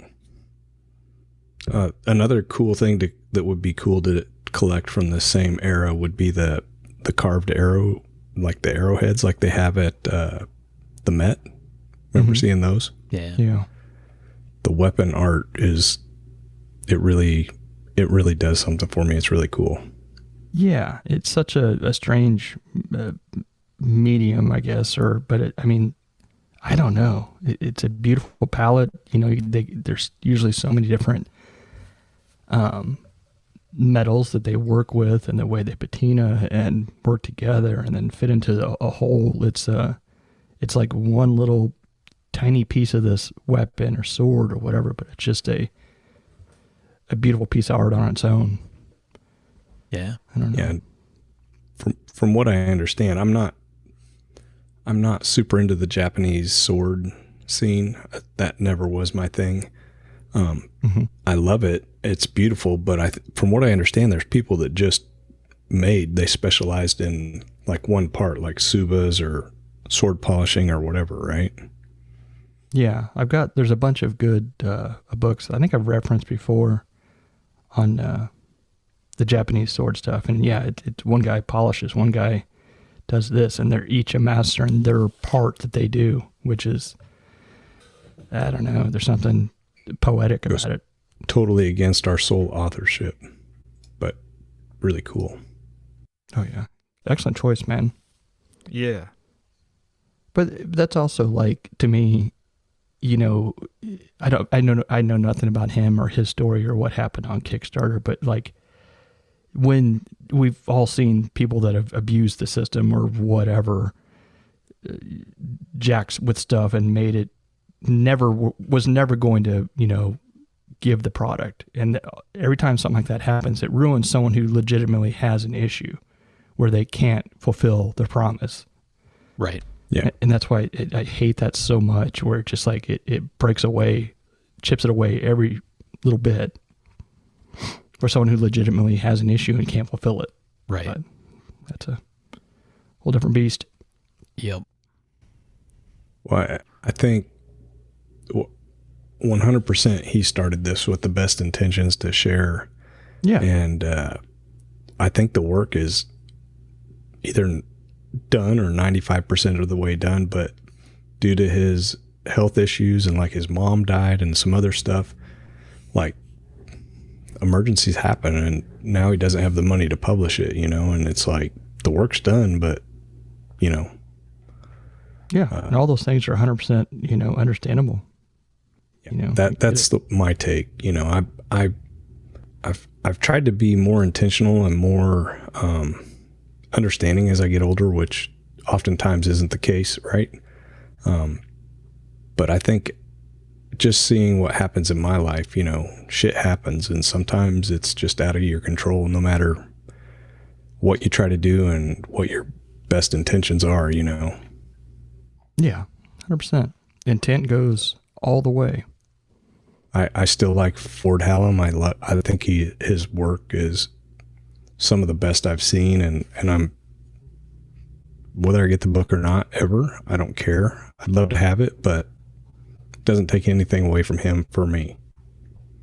On a side note, do you guys follow Kelso, Jim Kelso? I know who he is. Yeah. I don't follow him on Instagram. Well, he's been doing a lot of carving and just very clean, simplistic kind of hand carved pieces, and they're very beautiful, very simple yet clean, organic. You know, kind of like he was, not kind of as wild as some of his pieces he did, you know, but I enjoy seeing them. They kind of remind me of this type of work. I honestly didn't know Jim Kelso was still doing stuff. Yeah, Yeah, same. it's not a ton, but I love when something that he does pops up or something he's working on. Yeah. I just pulled him up and clicked follow. Very nice. Jim_Kelso. Very cool. That's what I got. Awesome. Wild card. Very. Oh, yeah. So I sent a picture actually of a backup pick that I had. This is another knife and fork set. Same guy, Sid Burt, Battle Axe guy. Very cool. Look at those. I'm pretty sure those are folding. It Oh, looks yeah. like it. Yeah. Well, I mean, yeah, there's pivots. Right. And it looks like there's a little slot in the side of the handle. I don't know. Looks like it anyway. So this is, Fold. for explanation for the people at home, this is another knife and fork set from that kind of oddball section of the books. They look almost like a traditional slip joint handle. I would say almost like a swayback-ish looking handle. And, but one folds out as a knife, one folds out as a little two-tined fork. But I don't know. I guess these are all filed to shape, right? It's the only way I'm seeing how you do this. Oh, yeah. Oh, yeah.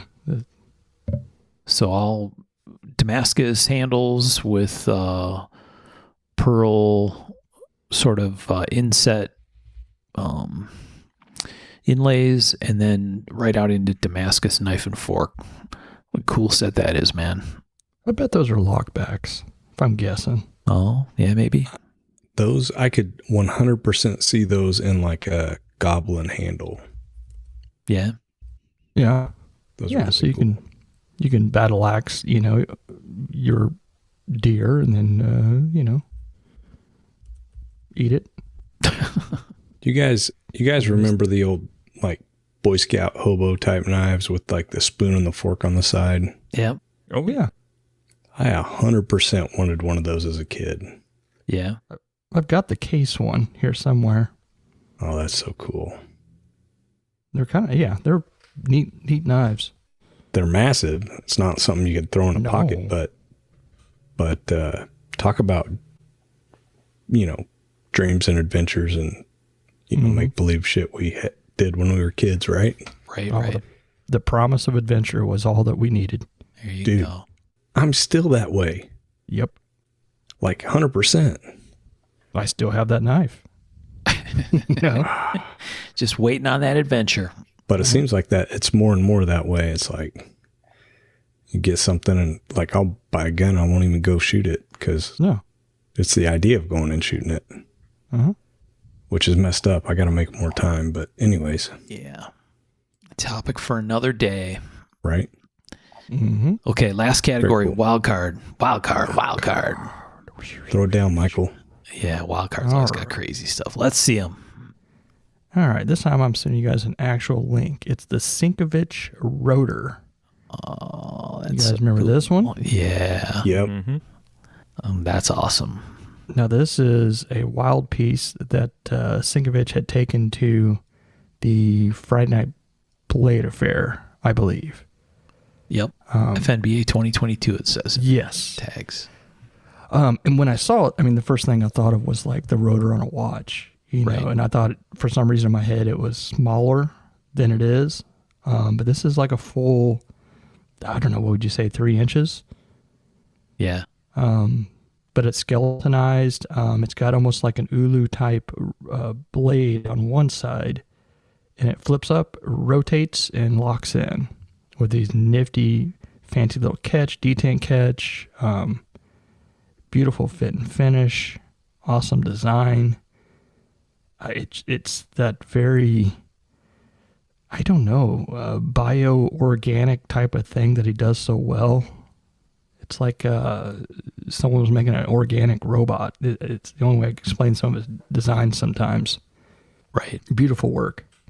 Yeah. Very, it's very technical looking, but at the same time, somehow organic. I don't know. Yeah. I don't know.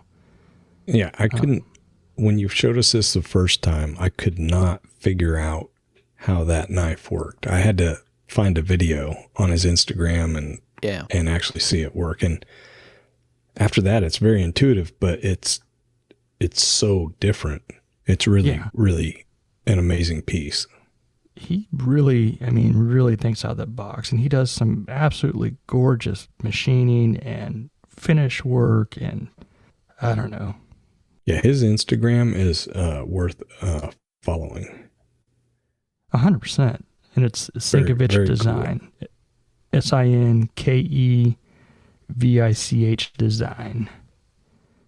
And I'm sure, like me, like when he, shows some machine and stuff, you're all zooming in and being like, what do you got there? What's the fixture thing going on? What kind of path are you doing? Where are your tabs? Yeah, if you look at, so about 6 months back, there's a video that shows how it opens and closes, and it becomes more obvious in the video that blade actually has a great big hollow on the back of it, which is really cool. Mm-hmm. For sense of scale, I mean, you can see it when he's handling it, right? Because it's got to be the size of your palm or a little bigger. In the Blade Show post 45 weeks back, Best of the Rest trophy that he got for that design, rotor concept, you can see how big it is compared to the Blade Show trophy, which is not insubstantial. Yeah, it's pretty cool. Yeah. And if you're not paying attention, I think you could probably definitely jack yourself up with that knife. Heck yeah. 100%. It's like kind of scary a little bit. Mm-hmm. There's a lot of edge that moves around, looks like very smoothly. Yeah. Awesome. Great pick, Michael. Thanks, Very man. cool. I like it. I like it. All right. Wild card. That's pretty wild. Fits with wild card. Pretty wild. I can appreciate that. Yeah, definitely. What about you, Sean? All right. For my wild card, I brought up Larry Fugan's Goblin folders. Oh, yeah. Oh, yeah. Sean went total wild. Mm-hmm. Yeah, and I've got more pictures. I just sent you guys a link to his Alaric folder, which has a full story about why it's in the Smithsonian. That's right. Smithsonian. Yep. So kind of important. Yeah, just a little bit. That's a cool flex, though, right? Yeah, right. whatever. Culturally relevant. Yeah.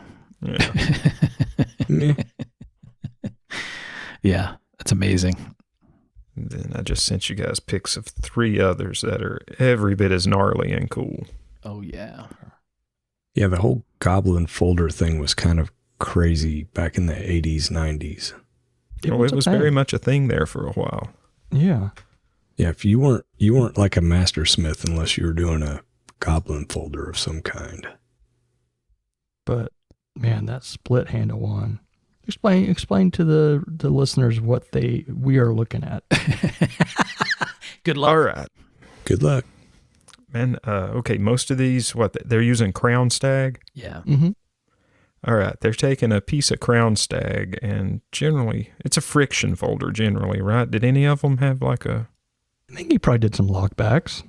Or slip Yeah, joint. well, yeah, I guess I have seen some with a lock tab that's built into it that sticks up at the butt end. All right, well, they are a folding knife, generally done with the blade inset into a piece of crown stag, and then the crown portion of the stag has a really intricate grotesque carved into it, a grotesque face. And generally there's, some really gnarly carving, a lot of the time inlays, not all the time, but most of the time. And, I mean, it's high fantasy usually. Oh, very much. And I would go so far as to say there was a lot of really well done ones back in the day, but I think Larry's work is probably the most highly finished of these. Mm-hmm. And I think his is the high water mark and the one that any other should be judged by, and they would probably all come up short. I hate Yeah. that nobody's doing these anymore. They're so kind of crazy. But I mean, the carving work on the blade alone is high end. I mean, just Oh, yeah. fantastic. Yeah. Usually got some kind of crazy flowing ribbon sort of shape or features going on. All kinds of stuff. Yeah, Yeah. the second one that you sent has like snakes going in and out of the stag. Yeah. Yeah. Right. Let me read the folks the little blurb that comes with the link I sent you guys. This is Larry Fugan's Alaric, King of the Visigoths Forged Scroll Folder. This piece is the only knife to have ever been accepted into the permanent collection of the Renwick Gallery of the National Museum of American Art Smithsonian Institution. This knife incorporates crown stag, fossil ivory, buffalo horn, gold, sterling silver, copper, and Damascus steel for the main materials. It features carving, engraving, stamping, repoussé, gold, and silver smithing and forging. All of these techniques are needed to make and assemble the parts of this intricate art folder. It is a wonderful honor to have my work accepted by the Renwick and to have a knife recognized by the nation's foremost craft museum as example of fine American craft. Well done. Yeah. Yeah. Such cool work. He was at the Arts and Metal show that Michael and I were at a couple years ago that Steve did in Nashville. And so I went over and looked at the pieces that he had there. I think there were 2. Do you remember, Michael? I think so. 2 or 3. It wasn't a lot, but I was absolutely fascinated by the detail, right? I mean, like, I don't even think the pictures really tell the story. Even these fantastic modern pictures, right? These are pieces you have to see in person to really fully appreciate. And my experience that day was that Larry was super, super nice, humble, super open about how he does it, what goes into it. It was a pleasure to talk to. I really enjoyed that conversation with him, just for the single piece that he was showing me at the time, right? Because I had questions about it. It was another, Viking king kind of thing, and it was just so cool. It was just a fun experience because it's like not everybody that's that amazing at their craft is approachable, right? No. And he was extremely approachable, personable, and was happy to answer questions, even dumb ones on my part, about how on earth did you do this piece of this beautiful piece of work. Yeah, that's pretty wild. And the that show's going to be in New York next year. Is it? Yep. So what we ought to do is go. Right. I like that idea. Mm-hmm. And then the regular show afterwards. Ah, I see. Mm-hmm. Ah, clever. Yep. And it's moved back a little bit, so we're going to have a little touch of warmer weather. And yeah, touch warmer weather would be a good thing. Yeah. Larry Fugan. Excellent pick, man. Yeah, no doubt. Man, major snapshot out of time. I mean, remember Delana did some really nice ones too. Yeah.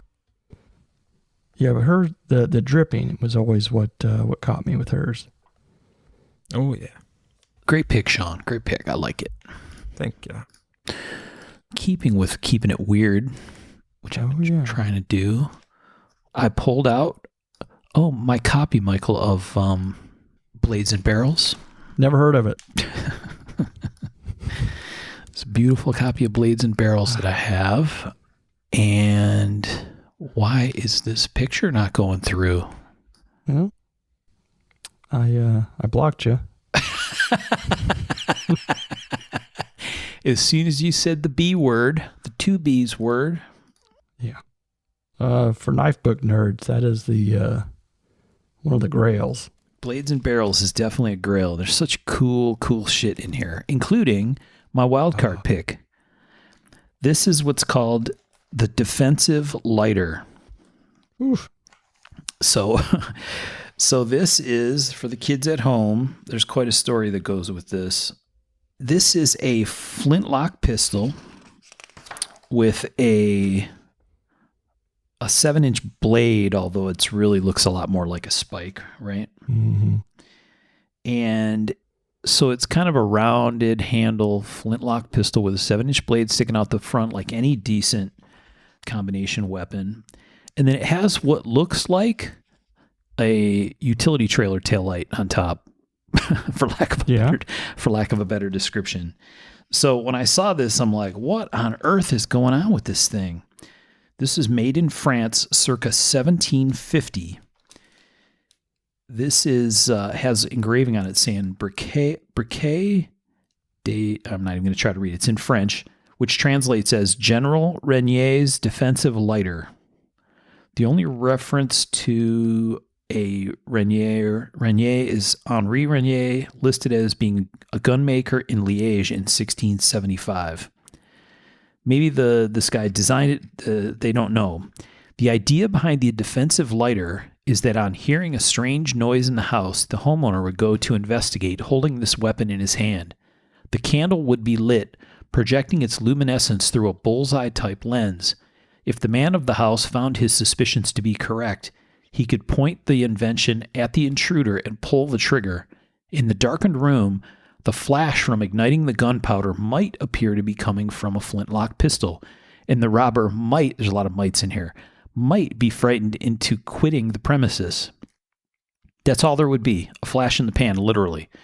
If the felon didn't leave and decided to press the issue, then the blade could be used to drive home the point that every man has a right to defend his own home and castle. So, quite possibly the dumbest defensive weapon ever made. Maybe, or it might be effective. It says right in the description. Might. Another theory is that it might have been designed for military signaling purposes, which actually sounds slightly more realistic. Yeah. Accordingly, the flash in the pan could have been used to attract the attention of the signalee, and the burning candle used to convey the message of the signalers, covering and then exposing the light with his cape. I hear you laughing at my cape, Michael. What? It seems like there's no light in there, right? It's just like powder that's going to flash. Yeah, but it sounds like there's a candle in there somewhere.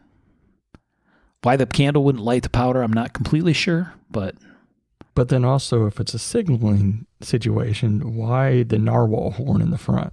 I feel like maybe this wasn't the smartest gun maker in France. I don't know. Maybe not. Maybe not.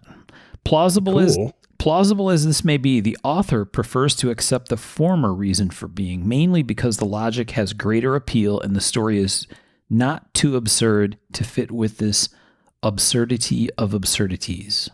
I feel like the gun designer wrote the instructions in a different language than the gun maker could read. All right, listen up. Here's what I need. This is like one of the early surefires on a knife. Yeah. It's like An this was a incandescent surefire. melting. This was a wonderful face melting one candle lumen. Right. Yeah. Pretty close to what they were like 10 years ago. This thing, I mean, it probably packed 2 C batteries, Tom. The big boys. No, I'm sorry, those were D's. Yeah. Like many of the combination weapons found in Blades and Barrels, this is the only one known to still exist. Who knows how many were made? I would like to see a picture of the front of this. I feel like it could answer so many questions and they didn't give it to us. Yeah. I don't know if it would. I think it would just raise more.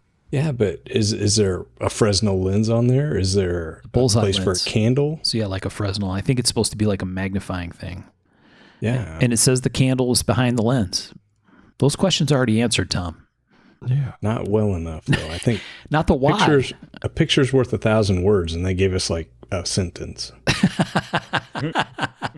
Sadly, there was only one photo available in Blades and Barrels of this particular item. It looks like it's hella well made. I know. Oh, no, That's it's gorgeous. the issue. The issue. A lot of skill and time went into this. Yeah. Maybe there was that expectation of adventure with this. Built just for that. Yeah, this is Revolutionary War era, this piece. So, Like, this is your bedside knife. yeah, right. You just hear something go bump in the night, you hit this, and when they're startled by the one candle power flame, you stab them in the face. Right. It seems like, but you'd be like, it scare them off. Be like, did you shoot at me? Be like, yes, sort of. And I'm already reloading. I'll be done in 10 or 15 minutes. Maybe a rich aristocrat was like, made it for a kid, had it made for a kid. I don't know. It'd be cool if it had a barrel and a light, so you could like light them up and shoot them at the same time. That's when he originally sent that. That's what I thought this was. I thought this was the first weapons light system. And then he went on to tell me there was no actual barrel, Right. Yeah. but it had a letter opener. It may not have been fair for H. Gordon Frost to include this in Blades and Barrels since there's no barrel. That's a fair point. Still pretty cool. It is actually the Wow. last item in the miscellaneous section for what it's worth. That's funny. It is too funky not to include. That is a crazy book. And it's engraved. General Regnier's defensive lighter. It's in the names right on it. Maybe it's when they're running away so they can see in front of them. I don't know. Defensive, yeah. I don't know. Hard to say. But hey, it's oddities. This is pretty freaking odd. Oddities of oddities right there. Right. Do you want me to throw my backup pick too, Sean, or wait? No, have at it. All right. Backup pick. So I had a close second out of Blades and Barrels. This one's similarly interesting. Oh, Oh, This is a unfunctional weapon. This is okay, let me see if I can describe this before I read the title. So this is a pistol, 12-inch barrel pistol, flintlock, that has an actual barrel, 40 caliber barrel. So it is a blade and barrel. But out at the end of the barrel, like at the muzzle, there is a fork, like a great big fork. Mm-hmm. So it looks like when the round comes out, it goes between the tines of the fork. So kind of like a bayonet, but a fork. 2 of them, right where your hands go when you reload. Yes. Yeah, that's issue number that's one. a critique. So the description as listed is 40 caliber flintlock military fork warhammer pistol. So in addition to being a pistol that has a fork out the front, it also in the middle of the barrel has like a warhammer spike going downward At your horse. at your junk. Yeah. Yeah, I'm not really sure how you carry this one. And then, right, it even gets better. Instead of like where the handle would be is a long pole arm with a spike on the end. So overall, 64 and a half inches. And it's very delicate, like looking like. It does look I delicate. wouldn't want to really spike anybody with this. I feel like it would just fall apart. You could spike people in 3 different directions, Tom. Yeah. Well, You're hurting everybody but the person you want to. looking at this again, I mean, it's got a spike at the bottom, which isn't very big. It almost looks or feels like it's like for a rifle to set in the ground and then put your rifle over the fork, maybe. As a rest. Maybe. And then I don't know what the other stuff is. It's just really bizarre. And then, when someone has their rifle on top of your fork hole, then they pull the trigger and it's a fun prank, or? No, like it's a rest for the firearms of that era were pretty heavy. We're heavy and long. So Yeah. you're saying they made an extra pokey rifle to hold other rifles? Yeah, maybe. I don't know. It doesn't make anything you come up with and explain for that isn't going to make sense. No. Like at all. Zero. This makes it does make the defensive weapon look like it makes a little sense, though. Yeah. Yeah. This one. Yeah. This is actually at the Metropolitan Museum of Art. We'll have to look for it. Oh, yeah. I wonder what March, they go. say it's for, because it almost does feel like a fork for shooting a rifle. So what it says is this 17th century German combination weapon is believed to be unique. Now that's a stretch, but just so you guys know, this is unique. 12 3/4 inch, half round, half hexagonal barrel, has 2 maker's marks, one near the muzzle, one near the tang. A sharp 2-inch spike is fitted to the end of the wooden shaft of 64 and a half inches long, making it a quadruple threat weapon. Yeah, 3 dimensions. Okay. The final combination illustrated in this section, that goes on to the defensive lighter. It doesn't really give a lot of explanation. So if you figure that fork is probably 4 inches. Tom's got a tape measure. I was wondering what that sound was. Yeah, that's a tape measure.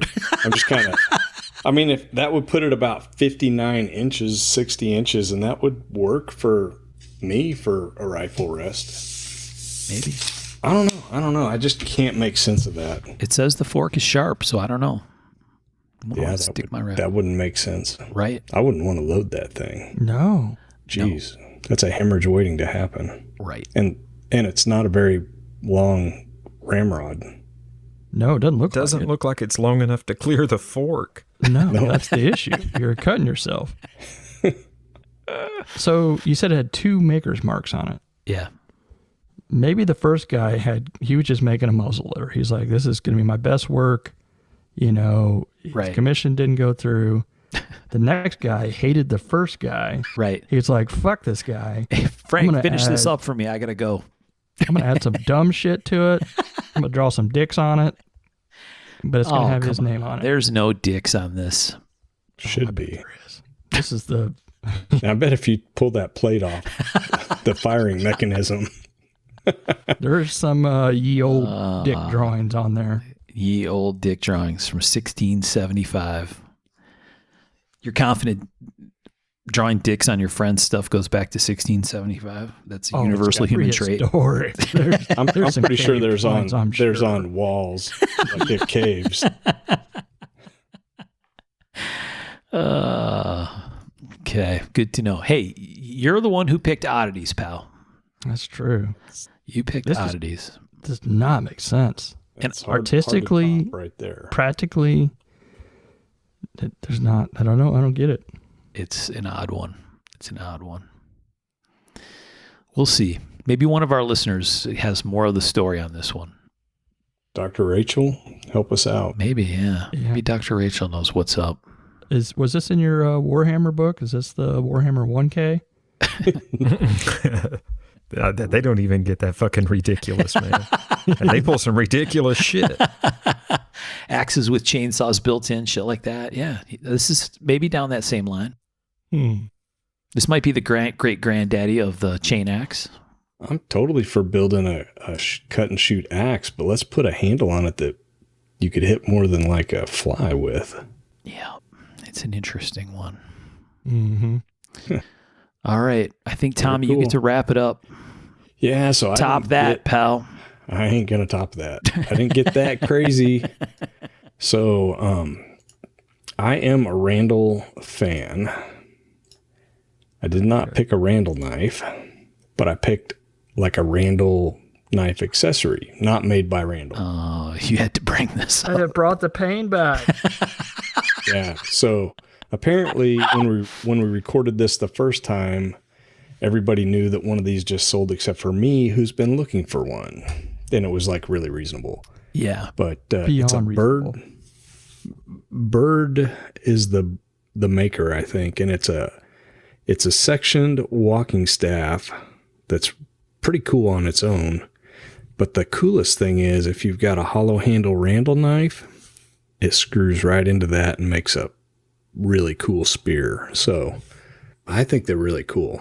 I'd like to get one, but I don't want to spend like $1,500 for one. So I probably will never have one. Yeah. Todd Begg was selling it. Yeah, I know. Knife you told with me. the spear.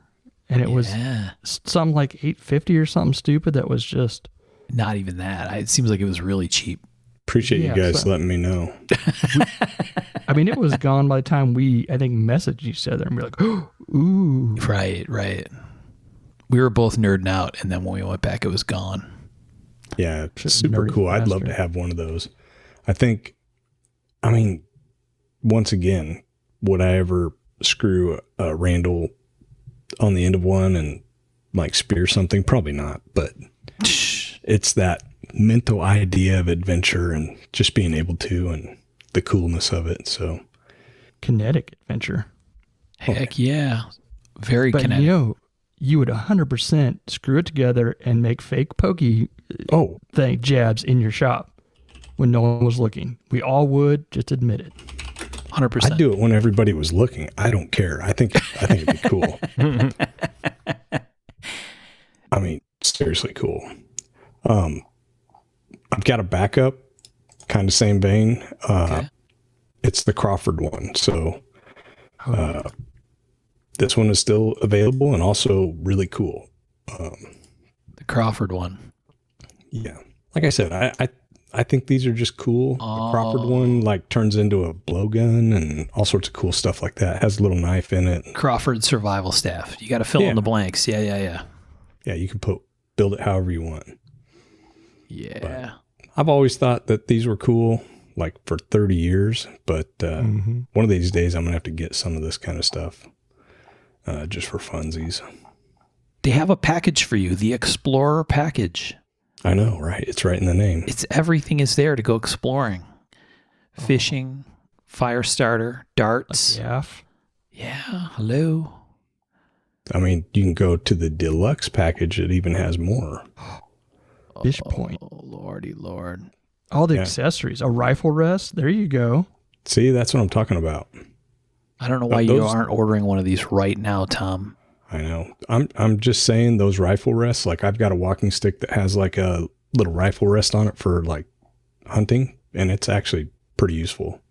Gotta say, rifle rest is cool, but I'm not sure if you saw this. There is a slingshot combo rifle rest. Yeah. Just in case you run out of bullets, you can start throwing rocks. That is awesome. You can shoot the rifle at them. Right. That would be so fun. Right. Hey, dude, you're supposed to shoot the bullets, not the whole rifle, man. But yeah, those are my two choices for the wild card. Anything that comes with blowgun darts is a winner. That's all I'm going to say. Did you guys? I'm sure you guys did. I had multiples.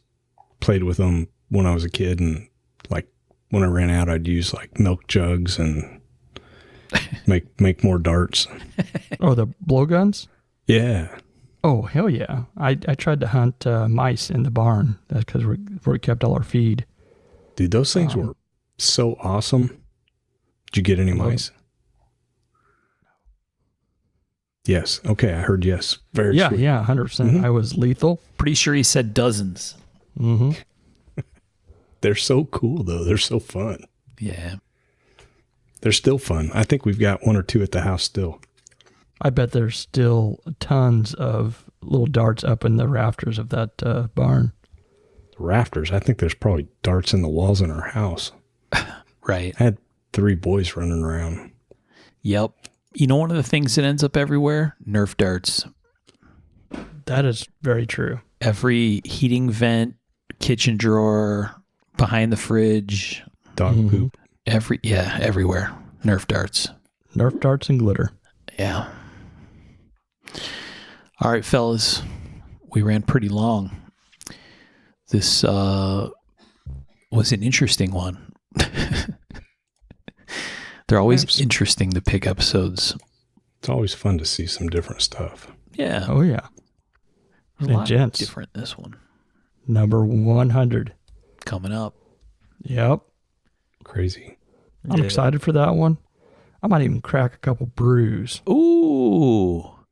Celebratory brews? Well, actually, I haven't been able to record it.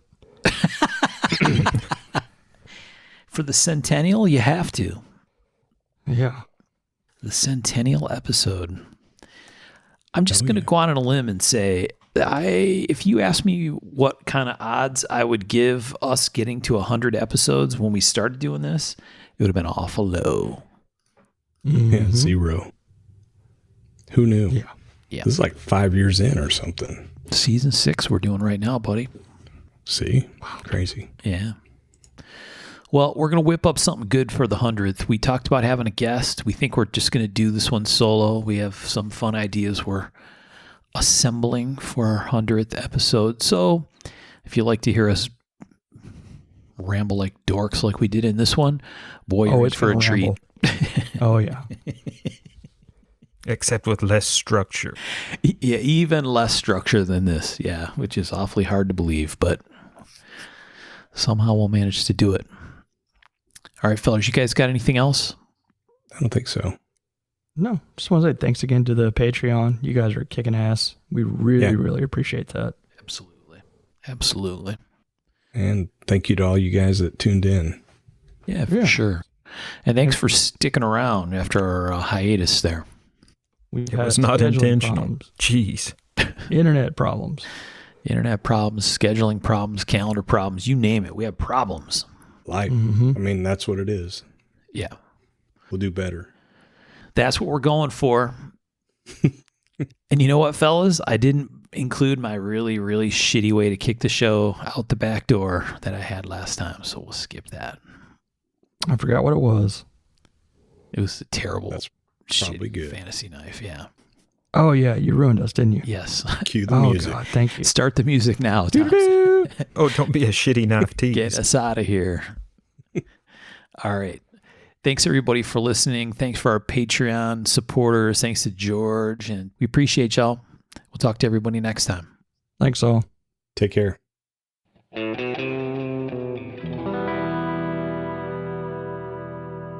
To learn more about our makers, you can find Tom Crine on the web at crineknives.net. in his Facebook group, Crying Knives, or in his Instagram account, @CryingKnives. For Michael Birch, check birchtreeblades.com, Facebook group Birch Tree Blade Works, or Michael's Instagram @BirchtreeBlades. For myself and the Raygun Bead Project, we're on the web at raygundivision.com.